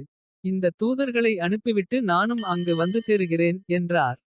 வெகுகாலம் சமணராயிருந்த காரணத்தினால் சக்கரவர்த்தி இரவில் போஜனம் செய்வதில்லை. சைவரான பிறகும் அவர் இரவில் உணவு அருந்தும் வழக்கத்தை மேற்கொள்ளவில்லை. ஆகட்டும் அப்பா, இதோ போகிறேன். ஆனால் எல்லா படைகளும் வந்து சேரும் வரையில் காத்திருக்க வேண்டுமா? ஆயத்தமாயிருக்கும் படைகள் உடனே போருக்கு புறப்படலாம் அல்லவா? சக்கரவர்த்தி புன்னகையுடன் அதைப் பற்றி யோசிக்கலாம் குழந்தாய். நீ இப்போது தாயாரை போய்ப்பார் என்றார். மாமல்லர் போன பிறகு மகேந்திரர் சேனாதிபதியை பார்த்து, கலிப்பகையாரே, தூதுவர்களிடம் சொல்லியனுப்ப வேண்டிய செய்தி இது. தொண்டை மண்டலத்திலும் சோழ மண்டலத்திலுமுள்ள ஒவ்வொரு கோட்டத்திலும் 1000 வீரர் அடங்கிய படைகளை திரட்டி ஆயத்தமாய் வைத்திருக்க வேண்டியது. மறுபடியும் செய்தி அனுப்பியவுடனே படை புறப்படச் சித்தமாயிருக்க வேண்டும். நான் சொல்வது தெரிகிறதா? என்றார். தெரிகிறது பிரபு. கோட்டையை பத்திரப்படுத்துவதற்கு வேண்டிய ஏற்பாடெல்லாம் செய்தாகிவிட்டதல்லவா? துறவரத்தாரை தவிர வேறு யாரையும் விசாரியாமல் கோட்டைக்குள் விடக்கூடாதென்று கட்டளையிட்டிருக்கிறேன். வெளியே போகிறவர்களையும் கவனிக்கச் சொல்லியிருக்கிறேன். நகருக்குள்ளேயும் யார் பேரிலாவது சந்தேகத்துக்கு இடமிருந்தால் சிறைப்படுத்தி காவலில் வைக்கச் சொல்லியிருக்கிறேன். கோட்டைச் சுவரெல்லாம் பழுது பார்த்திருக்கிறதா? சேனாதிபதி, பல்லவ சாம்ராஜ்யம் நிலைத்து நிற்பது இந்த காஞ்சிக் கோட்டையின் பாதுகாப்பையே பொறுத்திருக்கலாம். பல்லவ சாம்ராஜ்யத்தை பாதுகாப்பதற்கு காவேரி முதல் கிருஷ்ணா நதி வரையில் லட்சோபலட்சம் வீரர்கள் காத்திருக்கிறார்கள் பிரபு. உண்மைதான். ஆனால் அவர்கள் வெறுங்கையினால் சண்டை போட முடியாதல்லவா? அந்த லட்சோபலட்சம் வீரர்களுக்கும் வேண்டிய வேல்களும் வாள்களும் எங்கே? என்றார் சக்கரவர்த்தி. சேனாபதி கலிப்பகையார் மௌனம் சாதித்தார். கீழைச் சோழ நாட்டில் வாளும் வேலும் நன்றாய்ச் செய்வார்கள் போலிருக்கிறது. யானை மேல் எறியப்பட்ட வேலை நீர் பார்த்தீரா? இல்லை பிரபு. மாமல்லனிடம் அது இருக்கிறது. மாமாத்திரர் என்று எழுதியிருக்கிறது. மாமாத்திரர் என்ற பட்டம் கீழைச் சோழ நாட்டிற்கு உரியதல்லவா? ஆம் பல்லவேந்திரா. அந்த வேலை எறிந்தவன் கீழைச் சோழ நாட்டானாய்த்தான் இருக்க வேண்டும். அம்மாதிரி வேலெறியக்கூடிய வீரர்கள் 1000 பேர் இருந்தால் இந்த கோட்டை காவலை பற்றி கவலையில்லை. பல்லவ சைனியத்தில் எத்தனையோ 1000 வேல் வீரர்கள் இருக்கிறார்கள் பிரபு. அந்த வேலை எறிந்தவன் 10000ல் ஒரு வீரன். அவனை அவசியம் கண்டுபிடிக்க வேண்டும். சேனாபதி மௌனமாயிருந்தார். ஒரு முக்கிய செய்தி. நான் தான் சிவகாமி பேசுகிறேன். இந்த சேனலை சப்ஸ்கிரைப் செய்து என் கதையை தொடர்ந்து கேளுங்கள். இன்னும் ஒரு விஷயம், காவித்துணி அணிந்தவர்களைப் பற்றிய கட்டளையை மாற்ற வேண்டும். ஆயனரையும் அவர் மகளையும் பார்த்துவிட்டு நாங்கள் திரும்பியபோது ஒரு சந்தின் முனையில் ஒரு புத்தபிக்ஷு நிற்பதை பார்த்தேன். சட்டென்று அவர் நிழலில் மறைந்து கொண்டார். கட்டளை என்ன பிரபு? ராஜவிகாரத்தின் மேல் கவனம் வைத்து புதிதாக வந்திருக்கும் புத்தபிக்ஷு யார் என்று பார்க்க வேண்டும். உடனே ஏற்பாடு செய்கிறேன். பிறகு சேனாபதி கலிப்பகையார் ஒவ்வொரு தூதராக அழைத்து இவர் இன்னின்ன கோட்டத்துக்குப் போகிறார் என்று சக்கரவர்த்தியிடம் தெரியப்படுத்தினார். தூதர்கள் தனித்தனியே சக்கரவர்த்திக்கு வணங்கி விடைபெற்றுக் கொண்டு தத்தம் குதிரை மீதேறி விரைந்து சென்றார்கள். எங்கள் சேனலை சப்ஸ்கிரைப் செய்ததற்கு நன்றி.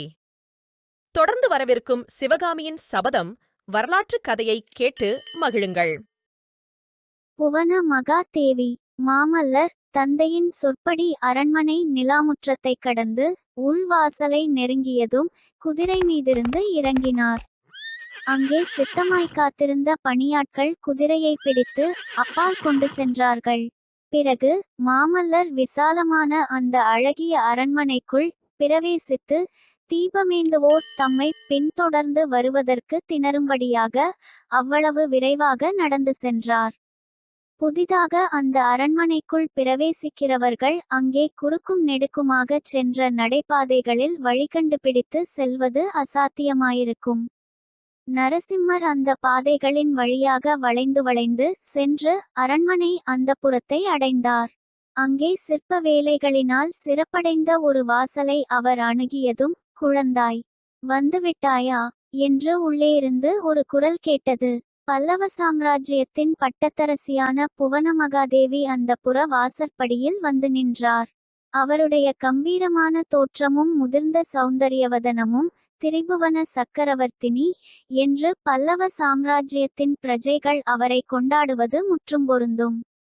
அம்மா என்ற குரலுடன் அருகில் வந்த குமாரனை சக்கரவர்த்தினி இரு கைகளாலும் அணைத்துக்கொண்டு, குழந்தாய், இன்றைக்கு என்று ஏதோ சொல்லத் தொடங்குவதற்குள் மாமல்லர், அம்மா, உங்களை ரொம்பவும் கெஞ்சி கேட்டுக்கொள்கிறேன், ஒரு வரம் தர வேண்டும். என்றார். புவனமகாதேவியின் முகத்தில் புன்னகை அரும்பியது. வரமா? நல்லது, கேள், தருகிறேன். அதற்கு பிரதியாக நானும் ஒரு வரம் கேட்பேன், அதை நீ தர வேண்டும் என்று அன்பு கனிந்த குரலில் கூறினார். மாமல்லர், பிள்ளை அன்னையிடம் வரம் கேட்பது நியாயம். பிள்ளையிடம் தாய்வரம் கேட்பது எங்கேயாவது உண்டா? முடியவே முடியாது என்றதும் புவன மகாதேவியின் முகத்தில் புன்னகை மறைந்தது. இருவரும் உள்ளே சென்றார்கள். நரசிம்மர் தமது தலையணியையும் ஆபரணங்களையும் எடுத்து வைத்துவிட்டு கை கால் சுத்தம் செய்து கொண்டு வந்தார். பிறகு இருவரும் அந்தபுர பூஜா மண்டபத்துக்குள் பிரவேசித்தார்கள். அங்கே மத்தியில் நடராஜ மூர்த்தியின் திருவுருவம் திவ்யலங்காரங்களுடன் விளங்கியது. பின்புறச் சுவர்களில் சிவபெருமானுடைய பல வடிவங்களும் பாலகோபாலனுடைய லீலைகளும் வர்ணங்களில் அழகாக சித்தரிக்கப்பட்டிருந்தன. பூஜையெல்லாம் முன்னமே முடிந்தபடியால் தாயும் மகனும் அந்த திருவுருவத்தை வழிபட்டுவிட்டு வெளியே வந்து போஜன மண்டபத்துக்குள் பிரவேசித்தார்கள். உணவருந்த உட்கார்ந்ததும் புவனமகாதேவி, குழந்தாய், ஏதோ முக்கியமான செய்தி வந்திருக்கிறதாம். கோட்டை வாசல் எல்லாம் சாத்தியாகிவிட்டதாம். அரண்மனையெல்லாம் அல்லோலகல்லோலப்படுகிறது. எனக்கு மட்டும் ஒன்றுமே தெரியவில்லை, நீயாவது சொல்லக்கூடாதா? பெண்கள் என்றால் மட்டமானவர்கள், அவர்களுக்கு ஒன்றுமே தெரிய வேண்டியதில்லை என்பதாக நீ கூட எண்ணுகிறாயா? என்றார். மாமல்லர் உணவு பரிமாறிக் கொண்டிருந்த பணியாட்களை பார்த்துவிட்டு, அம்மா, சாப்பிட்டானதும் மேல் மாடத்துக்கு போய் எல்லா விவரங்களும் சொல்கிறேன். ஆனால் ஒன்று மட்டும் இப்போதே கேட்டுக்கொள்கிறேன். இனிமேல் தினந்தோறும் நான் வந்த பிறகுதான் தாங்கள் ராப்போஜனம் செய்வது என்ற வழக்கத்தை வைத்து கொள்ளக்கூடாது. அந்த வழக்கத்தை இன்றோடு நிறுத்திவிட வேண்டும் என்றார். சக்கரவர்த்தினி குமாரனை அன்பு ததும்பிய கண்களால் பார்த்து புன்னகை புரிந்தார். ஆனால் மறுமொழி ஒன்றும் சொல்லவில்லை.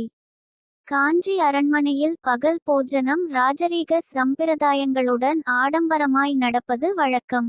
பெரிய சாம்ராஜ்ய உத்தியோகஸ்தர்கள், அந்நிய நாடுகளிலிருந்து வந்த பிரமுகர்கள், சிவனடியார்கள், வைஷ்ணவ பெரியார்கள், பிரசித்தி பெற்ற கலைஞர்கள், தமிழ் கவிஞர்கள், வடமொழி பண்டிதர்கள் முதலியோர் விருந்தாளியாக அழைக்கப்படுவது உண்டு.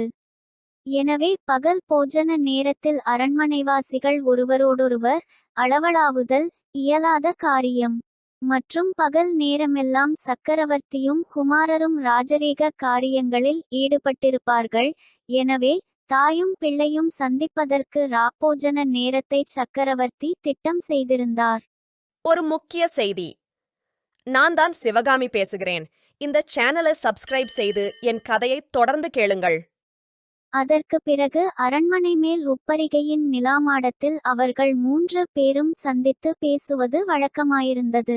இன்றைக்குச் சாப்பாடு ஆனதும் தாயும் புதல்வனும் மேல் உப்பரிகைக்கு சென்று நிலா மாடத்தில் அமைந்திருந்த பளிங்குக்கல் மேடையில் அமர்ந்தார்கள். பால் நிலவில் மூழ்கியிருந்த காஞ்சி நகரமானது அன்றிரவு என்றுமில்லாத அமைதி பெற்று விளங்கிற்று. நரசிம்மவர்மருடைய மனம் அந்நகரின் கீழ் கோட்டை வாசலுக்குச் சென்றது. இப்போது அந்த கோட்டை வாசலை கடந்து ஒரு சிவிகை போய்க் கொண்டிருக்கும். அந்தச் சிவிகையில் ஆயனரும் அவர் மகளும் அமர்ந்திருப்பார்கள். இன்று அவர்களுக்குத்தான் எப்பேற்பட்ட ஆபத்து வந்தது? மதயானையின் மீது வேல் எறிந்து அவர்களை காப்பாற்றிய வீரன் யாராக இருப்பான்? புதல்வன் தானே பேசுவான் என்று புவனமகாதேவி சிறிது நேரம் காத்திருந்தார்.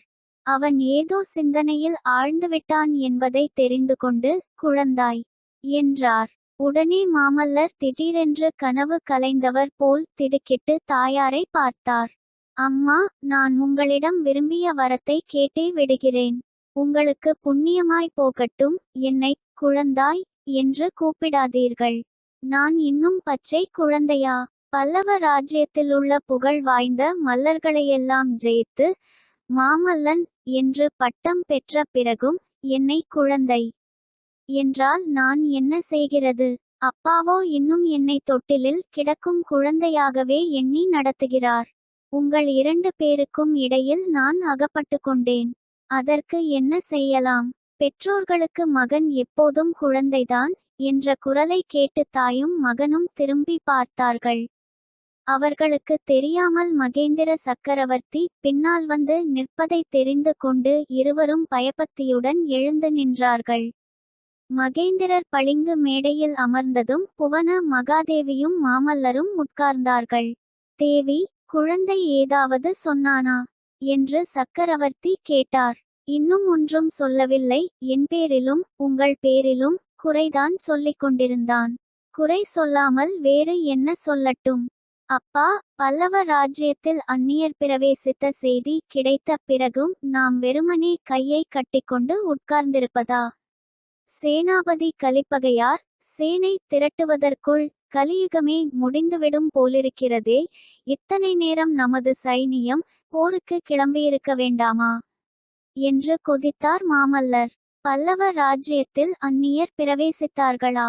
என்ன சொல்றீங்க என்று புவனமாதேவி வியப்பும் அவநம்பிக்கையும் தொனித்த குரலில் கேட்டார். ஆம் தேவி, அற்ப சொற்பமாக பிரவேசிக்கவில்லை. பெரும் படைகளுடனே திடீரென்று பிரவேசித்திருக்கிறார்கள். தந்தையே, மந்திராலோசனை சபையில் நான் மட்டும் வாயை திறக்காமல் இருக்க வேண்டும் என்று ஏன் கட்டளையிட்டிருக்கிறீர்கள்? எல்லோரும் ஏதேதோ பேசியபோது என் மனம் கொதித்த கொதிப்பை மிகவும் முயன்று அடக்கி கொண்டிருந்தேன்.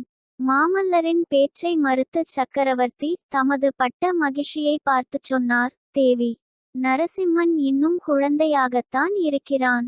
வந்திருக்கும் யுத்தம் எப்பேற்பட்டதென்பதை அவன் அறியவில்லை. 2 பேரும் கேளுங்கள். வாதாபிமன்னன் புலிகேசி பெரும் படைகளுடன் துங்கபத்திரை நதியை கடந்து நமது ராஜ்யத்துக்குள் பிரவேசித்திருக்கிறான். அவனுடைய சைனியத்தில் லட்சக்கணக்கான வீரர்கள் இருக்கிறார்களாம். ஆயிரக்கணக்கில் யானைகள் இருக்கின்றனவாம். பெரிய காளைகள் பூட்டிய நூற்றுக்கணக்கான வண்டிகள் தொடர்ந்து வருகின்றனவாம். 10,000கணக்கான குதிரை வீரர்கள் வருகிறார்களாம். வெகு காலமாகவே புலிகேசி இந்த யுத்த ஏற்பாடுகளை செய்து வந்திருக்கிறான். நமது ஒற்றர்கள் எப்படியோ ஏமாந்து போயிருக்கிறார்கள். நமது எல்லை காவல் படைகளை புலிகேசியின் ராட்சத சைனியம் வெகு சீக்கிரத்தில் முறியடித்துவிட்டு அதிவேகமாக முன்னேறி வருகிறதாம். அந்த சைனியத்தை தடுத்து நிறுத்துவதற்கு வேண்டிய படை பலம் தற்போது நம்மிடம் இல்லை. ஆங்காங்குள்ள நம் படைகள் பின்வாங்கி வந்து கொண்டிருக்கின்றன. பல்லவ ராஜ்யத்துக்கு வந்திருக்கும் அபாயம் மிக பெரியது. ஆனாலும் நெற்றி கண்ணை திறந்து திரிபுரத்தை எரித்த பினாகபாணியின் அருளினால் முடிவில் நமக்குத்தான் வெற்றி கிடைக்கப் போகிறது. அதை பற்றி சந்தேகம் வேண்டியதில்லை. தந்தை பேசி முடிக்கும் வரையில் பொறுமையுடன் கேட்டுக்கொண்டிருந்த நரசிம்மர், அப்பா, பல்லவ சைனியம் பின்வாங்கி வருகிறதா? இது என்ன அவமானம்! இப்போது எனக்கு அனுமதி கொடுங்கள். அப்பா, நம்மிடம் தற்சமயம் ஆயத்தமாயிருக்கும் படைகளை அழைத்து கொண்டு புறப்படுகிறேன் என்றார். பொறு நரசிம்மா, பொறு. பல்லவ சைனியத்தை நீ நடத்திச் செல்லும்படியான காலம் வரும். அதுவரையில் பொறுமையுடன் நான் சொல்வதை கேட்டு நட. இன்றிரவு ஒரு முக்கியமான வேலை இருக்கிறது. என்னுடன் வருகிறாயா? கேட்க வேண்டுமா? வருகிறேன் அப்பா. தேவி, நரசிம்மனை இன்று முதல் நான் குழந்தையாக நடத்தப் போவதில்லை, சகாவாகவே நடத்தப் போகிறேன். மந்திராலோசனைகளில் கலந்து கொள்ளும் உரிமையையும் இன்று முதல் அவனுக்கு அளிக்கிறேன். நீயும் இனிமேல் அவனை குழந்தை என்று அழைக்க வேண்டாம் என்றார் சக்கரவர்த்தி. புவனமகாதேவியை படுப்பதற்கு போகச் சொல்லிவிட்டு தந்தையும் மகனும் அரண்மனையிலிருந்து வெளியேறிச் சென்றார்கள். எங்கள் சேனலை சப்ஸ்கிரைப் செய்ததற்கு நன்றி. தொடர்ந்து வரவிருக்கும் சிவகாமியின் சபதம் வரலாற்று கதையை கேட்டு மகிழுங்கள். அத்தியாயம் 9. விடுதலை. கயிற்றின் வழியாக மேலே ஏறிய பரஞ்சோதி கூரையை அணுகியபோது 2 இரும்புக்கரங்கள் தன் கைகளை பிடித்து மேலே தூக்கிவிடுவதை உணர்ந்தான்.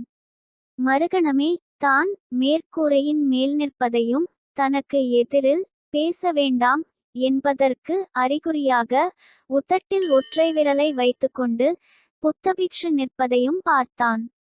அவருக்கு பின்னால் இன்னொரு இளம் புத்த சந்நியாசி நிற்பது தெரிந்தது. பெரிய பிக்ஷு ஜாடை காட்டியவுடன் இளம் புத்தன் கயிற்றை மேலே இழுத்துச் சுருட்டி ஒரு காவித்துணிக்குள் அதை வைத்து கட்டினான். பரஞ்சோதி கூரை மேல் நின்ற வண்ணம் சுற்றும் முற்றும் பார்த்தபோது கண்ணுக்கெட்டிய தூரம் காஞ்சி நகரத்து மாடமாளிகைகளின் உப்பரிகைகள் வெண்ணிலாவின் ஒளியில் மின்னிக் கொண்டிருப்பதைக் கண்டான். இதற்குள் பெரிய பிக்ஷுவானவர் சிறைச்சாலை கூரையின் துவாரத்தை ஓடுகளை பரப்பி அடைத்துவிட்டு பரஞ்சோதியை ஒரு விரலால் தொட்டு பின்னால் வரும்படி சமிக்ஞை செய்தார்.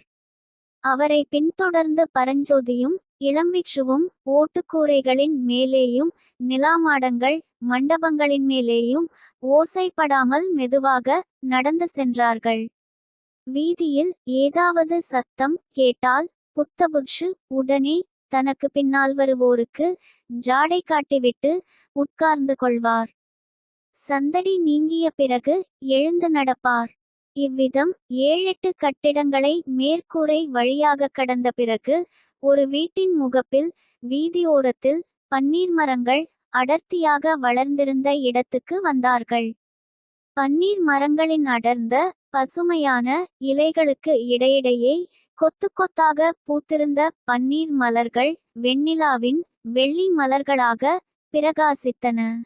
அம்மலர்களின் சுகந்த பரிமளத்தை இளந்தென்றல் நாலாபக்கமும் பரப்பிக் கொண்டிருந்தது. புத்தபிக்ஷு வீதியை இருபுறமும் நன்றாக பார்த்துவிட்டு அந்த பன்னீர் மரங்களில் ஒன்றை பிடித்துக்கொண்டு கீழே இறங்கினார். பரஞ்சோதியும் இளம்பிக்ஷுவும் அவ்விதமே இறங்கினார்கள். சிறிது தூரம் நடந்து கோயிலை போல் அமைந்த ஓர் அழகிய கட்டிடத்தின் வாசலை அடைந்தார்கள். அந்த கட்டிடந்தான் காஞ்சி நகருக்குள்ளிருந்த புத்தவிஹாரங்களுக்குள்ளேயே மிகப்பெரியது. ராஜவிஹாரம் என்று பெயர் பெற்றது. கருணாமூர்த்தியான புத்த பகவானின் திருப்பற்களில் ஒன்று அந்த கோயிலின் கற்பகிருஹத்தில் பிரதிஷ்டை செய்யப்பட்டிருந்தது. பல்லவ மன்னர்கள் அவ்வப்போது ஒவ்வொரு மதத்தில் பற்றுடையவர்களாயிருந்தாலும் எல்லா மதங்களையும் சம நோக்குடன் பார்த்து அந்தந்த மதஸ்தாபனங்களுக்கு மானியம் விடுவது வழக்கம். அவ்விதம் இராஜாங்க மானியத்தை பெற்றது இந்த ராஜவிஹாரம். அது மட்டுமல்ல, காஞ்சியில் சில பெரும் செல்வந்தர்கள் பௌத்த சமயத்தை சார்ந்தவர்களாக இருந்தார்கள். அவர்களில் ஒருவனான தனதாசன் என்னும் வியாபாரி தன்னுடைய ஏக்கபுத்திரன் வியாதியாய் கிடந்தபோது, என் பிள்ளை பிழைத்தால் ராஜவிஹாரத்தை புதுப்பித்து தருகிறேன் என்று வேண்டிக் கொண்டான். பிள்ளை பிழைக்கவே ஏராளமான பொருட்செலவு செய்து விஹாரத்தை புதுப்பித்தான். சாய்வான முத்துச்சுண்ணாம்பு பூசப்பட்டிருந்த ராஜவிஹாரம் வெண்ணிலாவின் வெளிச்சத்தில் அழகின் வடிவமாக விளங்கிற்று. அதை பார்த்ததும் பரஞ்சோதி, ஆஹா, என்ன அழகான கோயில் என்று கூறினான். புத்தபிக்ஷு சட்டென்று நின்று அவனுடைய வாயை பொத்தினார். அச்சமயம் அவர்கள் பன்னீர் மரங்களின் நிழலை தாண்டி ராஜவிஹாரத்துக்கு எதிரில் திறந்த வெளிக்கு வந்திருந்தார்கள். அதே சமயத்தில் ராஜவிஹாரத்துக்கு எதிர்வரிசையிலிருந்த கட்டிடங்களின் இருண்ட நிழலிலிருந்து 2 வெண்புறவிகள் வெளிப்பட்டு வந்தன. அவற்றின் மீது 2 வீரர்கள் காணப்பட்டார்கள். ஒருவர் நடுப்பிராயத்தினர், இன்னொருவர் வாலிபர். இருவரும் பெரிய முண்டாசு கட்டியிருந்தார்கள். 2 குதிரைகளும் ராஜவிஹாரத்தை நெருங்கி வந்தன. வீரர்களில் பெரியவர் புத்தம் சரணம் கச்சாமி என்றார். இளம்பிக்ஷு தர்மம் சரணம் கச்சாமி என்றார். அடிகளே, இரவு 2ஆம் ஜாமத்துக்குமேல் யாரும் வெளியில் கிளம்பக்கூடாது என்று தெரியாதா? ஒரு முக்கிய செய்தி. நான் தான் சிவகாமி பேசுகிறேன். இந்த சேனலை சப்ஸ்கிரைப் செய்து என் கதையை தொடர்ந்து கேளுங்கள் என்றார் முதிய வீரன். தெரியும், ஆனால் சந்நியாசிக்கும் அந்த கட்டளை உண்டு என்பது தெரியாது என்றார் பிக்ஷு. இந்த அர்த்தராத்திரியில் எங்கே கிளம்பினீர்கள்? இந்த பிள்ளை என்னுடைய சிஷ்யன், காஞ்சிக்கு புதியவன், காணாமல் போய்விட்டான். அவனை தேடிப்பிடித்து அழைத்து வந்தேன். இந்த வாலிபனுக்கு எந்த ஊர்? சோழ நாட்டில் செங்காட்டங்குடி. இன்றைக்குத்தான் இருவரும் வந்தீர்களா? ஆமாம். தங்கள் திருநாமம் என்னவோ? நாகநந்தி என்பார்கள். இனிமேல் நள்ளிரவில் கிளம்ப வேண்டாம் சுவாமி, சிஷ்ய பிள்ளையிடமும் சொல்லி வையுங்கள். வீரர்கள் குதிரைகளை தட்டிவிட்டு கொண்டு போன பிறகு மூவரும் ராஜவிஹாரத்துக்குள் பிரவேசித்தார்கள். அவர்கள் உள்ளே நுழைந்ததும் ராஜவிஹாரத்தின் வெளிக்கதவு சாத்தப்பட்டது. உள்ளே வெகு தூரத்தில் கற்பக்கிருகம் தீபவரிசைகளால் அலங்கரிக்கப்பட்டிருந்ததை பரஞ்சோதி பிரமிப்புடன் பார்த்து கொண்டு நின்றான். உள்ளேயிருந்து வந்து கொண்டிருந்த அகிர்புகையின் வாசனை அவனுடைய தலையை கிறுகிறுக்கச் செய்தது. புத்த பிக்ஷு அவனுடைய தலையைத் தொட்டு, தம்பி, எப்பேற்பட்ட ஆபத்து உனக்கு வந்ததென்று தெரியுமா? புத்த பகவானுடைய கருணையினால் நீ தப்பினாய் என்றார். பரஞ்சோதி அவரை ஏறிட்டு பார்த்து, அடிகளே, எந்த ஆபத்தைச் சொல்லுகிறீர்கள் என்று கேட்டான். பெரிய ஆபத்து இந்த விஹாரத்தின் வாசலிலேயே வந்தது. குதிரை மேல் வந்தவர்கள் யார் தெரியுமா? எனக்கு எப்படி தெரியும் சுவாமி? காஞ்சிக்கு நான் புதிதாயிற்றே. பிக்ஷு பரஞ்சோதியின் காதோடு மகேந்திர சக்கரவர்த்தியும் அவருடைய மகன் மாமல்ல நரசிம்மனுந்தான் என்றார். பரஞ்சோதிக்கு உண்மையிலேயே தூக்கிவாரி போட்டது. நிஜமாகவா என்று வியப்புடன் கேட்டான். ஆம், இருவரும் மாறுவேடம் பூண்டு நகர் சுற்ற கிளம்பியிருக்கிறார்கள். வேஷம் தரிப்பதில் மகேந்திர பல்லவருக்கு இணையானவர் இந்த பரதகண்டத்திலேயே இல்லை. பரஞ்சோதி சிறிது நேரம் ஆச்சரியக் கடலில் மூழ்கினான். பிறகு அவர்களால் எனக்கு என்ன ஆபத்து என்று கேட்டான். புத்த பிக்ஷு ஒரு கேலிச் சிரிப்பு சிரித்தார். என்ன ஆபத்து என்றா கேட்கிறாய்? யானை மீது வேலெறிந்த பிள்ளை நீதான் என்று அவர்களுக்கு தெரிந்தால் நீ பிழைப்பது துர்லபம். அந்த சக்கரவர்த்தியின் குமாரன் இருக்கிறானே, அவன் எப்பேற்பட்டவன் தெரியுமா? இந்த பூமண்டலத்தில் தன்னை விட பலசாலியோ வீரனோ ஒருவனும் இருக்கக்கூடாது என்பது அவனுடைய எண்ணம். அப்படி யாராவது இருந்தால் அவனுடன் மல்யுத்தம் செய்து தோல்வியடைய வேண்டும், இல்லாவிடில் யமனுலகம் போக வேண்டியதுதான். சண்டை என்று வந்தால் நான் பின்வாங்க மாட்டேன் அடிகளே. சக்கரவர்த்தியின் குமாரனாகவே இருக்கட்டும், அல்லது யாராய்த்தான் இருக்கட்டும் என்றான் பரஞ்சோதி. தெரியும் தம்பி, தெரியும். நீ இப்படிப்பட்ட வீரனாயிருப்பதனாலேதான் உனக்கு ஆபத்து அதிகம். நீ வேலை எறிந்ததனாலேதான் கோயில் யானைக்கு மதம் பிடித்தது என்று பொய்க்குற்றம் சாட்டி உன்னை தண்டித்து விடுவார்கள். பரஞ்சோதிக்கு நெஞ்சில் சுருக்கென்றது. சுமைதாங்கியில் படுத்திருந்தபோது யாரோ பேசிக்கொண்டு போனது ஞாபகம் வந்தது. நாகநந்தியின் வார்த்தைகளில் இதுவரை நம்பிக்கையில்லாதவனுக்கு இப்போது கொஞ்சம் நம்பிக்கை உண்டாயிற்று. அப்படிப்பட்ட அநியாயமும் உண்டா என்றான் பரஞ்சோதி. இந்த காஞ்சி பல்லவர்களின் குலத்தொழிலே அதுதான். இன்றைக்கு 150 வருஷங்களுக்கு முன்னால் உன்னைப் போலவே கல்வி பயில்வதற்காக மயூரசன்மன் என்னும் இளைஞன் இந்த நகருக்கு வந்தான். அவனுடைய வீரத்தைக் கண்டு அசூயை கொண்ட பல்லவ ராஜகுமாரன் அவன்மேல் பொய்க்குற்றம் சாட்டி சிறையில் அடைத்துவிட்டான். அப்புறம் மயூரசன்மன் சிறையிலிருந்து தப்பிக் கொண்டு போய் கிருஷ்ணா நதிக்கரையில் தனி ராஜ்யம் ஸ்தாபித்து கொண்டு பல்லவர்களை பழிக்கு பழி வாங்கினான். புத்த பகவான் அருளால் மயூரசன்மனைப் போலவே நீயும் பெரும் ஆபத்திலிருந்து தப்பினாய். பரஞ்சோதி அப்போது குறுக்கிட்டு, அடிகளே, மற்ற ஆபத்துக்கள் ஒரு புறமிருக்கட்டும். இப்போது எனக்கு பசி என்கிற ஆபத்துத்தான் பெரிய ஆபத்தாயிருக்கிறது. பசியினாலேயே பிராணன் போய்விடும் போலிருக்கிறது என்றான். நாகநந்தி அவனை மடப்பள்ளிக்கு அழைத்துச் சென்று உணவு பரிமாறினார். பிறகு ஒரு மண்டபத்தின் தாழ்வாரத்துக்கு அவனை அழைத்து வந்து, பரஞ்சோதி, இங்கே படுத்துக்கொள், தூங்குவதற்கு ஒரு முகூர்த்த காலம் கொடுக்கிறேன். நிம்மதியாக தூங்கு, உனக்கு வந்த ஆபத்து இன்னும் முழுவதும் நீங்கிவிடவில்லை. பொழுது விடிவதற்குள்ளே நாம் கோட்டையை விட்டு போய்விட வேண்டும் என்றார். பரஞ்சோதி அப்படியே அந்த மண்டபத்தின் தளத்தில் சாய்ந்தான்.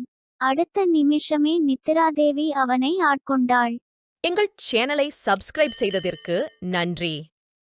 தொடர்ந்து வரவிருக்கும் சிவகாமியின் சபதம் வரலாற்று கதையை கேட்டு மகிழுங்கள். அத்தியாயம் 9. விடுதலை. கயிற்றின் வழியாக மேலே ஏறிய பரஞ்சோதி கூரையை அணுகியபோது 2 இரும்புக்கரங்கள் தன் கைகளை பிடித்து மேலே தூக்கிவிடுவதை உணர்ந்தான். மறுகணமே தான் மேற்கூரையின் மேல் நிற்பதையும் தனக்கு எதிரில் பேச வேண்டாம் என்பதற்கு அறிகுறியாக உதட்டில் ஒற்றை விரலை வைத்துக்கொண்டு புத்தபிக்ஷு நிற்பதையும் பார்த்தான். அவருக்கு பின்னால் இன்னொரு இளம் புத்த சந்நியாசி நிற்பது தெரிந்தது. பெரிய பிக்ஷு ஜாடை காட்டியவுடன் இளம் புத்தன் கயிற்றை மேலே இழுத்துச் சுருட்டி ஒரு காவித்துணிக்குள் அதை வைத்து கட்டினான். பரஞ்சோதி கூரை மேல் நின்ற வண்ணம் சுற்றும் முற்றும் பார்த்தபோது கண்ணுக்கெட்டிய தூரம் காஞ்சி நகரத்து மாடமாளிகைகளின் உப்பரிகைகள் வெண்ணிலாவின் ஒளியில் மின்னிக் கொண்டிருப்பதைக் கண்டான். இதற்குள் பெரிய பிக்ஷுவானவர் சிறைச்சாலை கூரையின் துவாரத்தை ஓடுகளை பரப்பி அடைத்துவிட்டு பரஞ்சோதியை ஒரு விரலால் தொட்டு பின்னால் வரும்படி சமிக்ஞை செய்தார். அவரை பின்தொடர்ந்து பரஞ்சோதியும் இளம்பிக்ஷுவும் ஓட்டுக்கூரைகளின் மேலேயும் நிலாமாடங்கள் மண்டபங்களின் மேலேயும் ஓசைப்படாமல் மெதுவாக நடந்து சென்றார்கள். வீதியில் ஏதாவது சத்தம் கேட்டால் புத்தபிக்ஷு உடனே தனக்கு பின்னால் வருவோருக்கு ஜாடை காட்டிவிட்டு உட்கார்ந்து கொள்வார். சந்தடி நீங்கிய பிறகு எழுந்து நடப்பார். இவ்விதம் 7-8 கட்டிடங்களை மேற்கூரை வழியாக கடந்த பிறகு ஒரு வீட்டின் முகப்பில் வீதியோரத்தில் பன்னீர் மரங்கள் அடர்த்தியாக வளர்ந்திருந்த இடத்துக்கு வந்தார்கள். பன்னீர் மரங்களின் அடர்ந்த பசுமையான இலைகளுக்கு இடையிடையே கொத்து கொத்தாக பூத்திருந்த பன்னீர் மலர்கள் வெண்ணிலாவின் வெள்ளி மலர்களாக பிரகாசித்தன. அம்மலர்களின் சுகந்த பரிமளத்தை இளந்தென்றல் நாலாபக்கமும் பரப்பிக்கொண்டிருந்தது. புத்தபிக்ஷு வீதியை இருபுறமும் நன்றாக பார்த்துவிட்டு அந்த பன்னீர் மரங்களில் ஒன்றை பிடித்துக்கொண்டு கீழே இறங்கினார். பரஞ்சோதியும் இளம்பிக்ஷுவும் அவ்விதமே இறங்கினார்கள். சிறிது தூரம் நடந்து கோயிலை போல் அமைந்த ஓர் அழகிய கட்டிடத்தின் வாசலை அடைந்தார்கள். அந்த கட்டிடந்தான் காஞ்சி நகருக்குள்ளிருந்த புத்தவிஹாரங்களுக்குள்ளேயே மிகப்பெரியது. ராஜவிஹாரம் என்று பெயர் பெற்றது.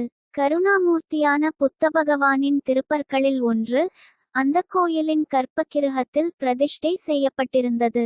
பல்லவ மன்னர்கள் அவ்வப்போது ஒவ்வொரு மதத்தில் பற்றுடையவர்களாயிருந்தாலும் எல்லா மதங்களையும் சம நோக்குடன் பார்த்து அந்தந்த மதஸ்தாபனங்களுக்கு மானியம் விடுவது வழக்கம்.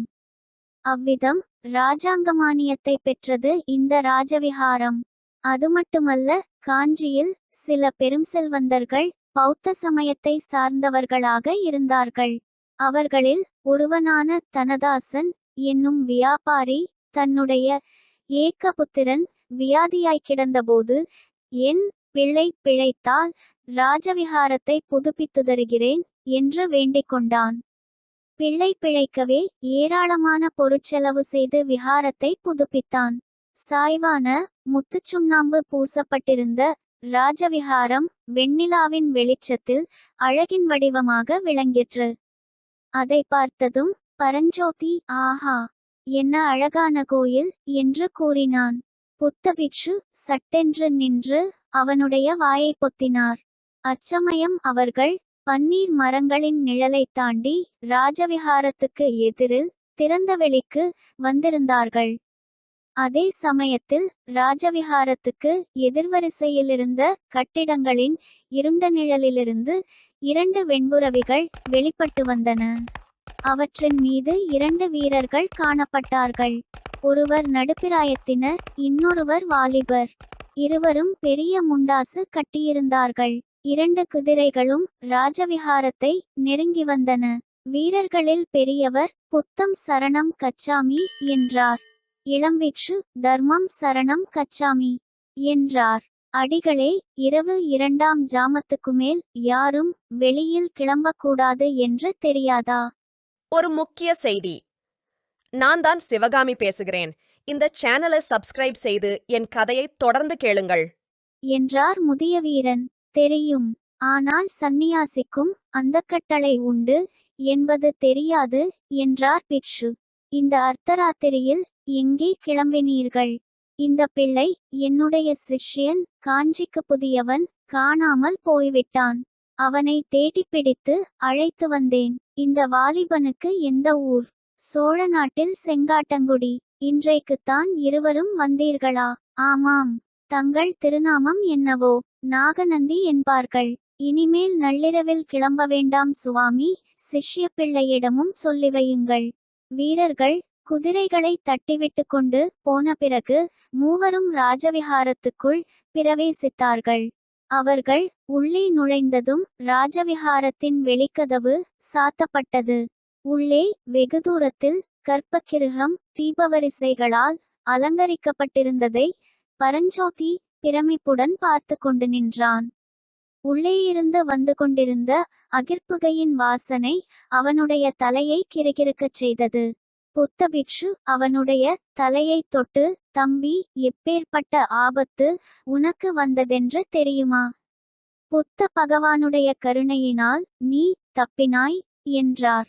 பரஞ்சோதி அவரை ஏறிட்டு பார்த்து, அடிகளே, எந்த ஆபத்தைச் சொல்லுகிறீர்கள் என்று கேட்டான். பெரிய ஆபத்து இந்த விஹாரத்தின் வாசலிலேயே வந்தது. குதிரை மேல் வந்தவர்கள் யார் தெரியுமா?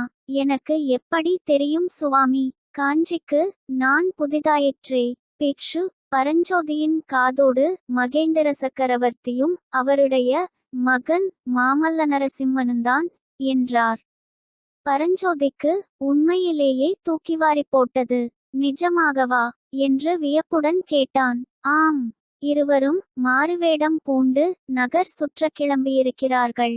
வேஷம் தரிப்பதில் மகேந்திர பல்லவருக்கு இணையானவர் இந்த பரதகண்டத்திலேயே இல்லை.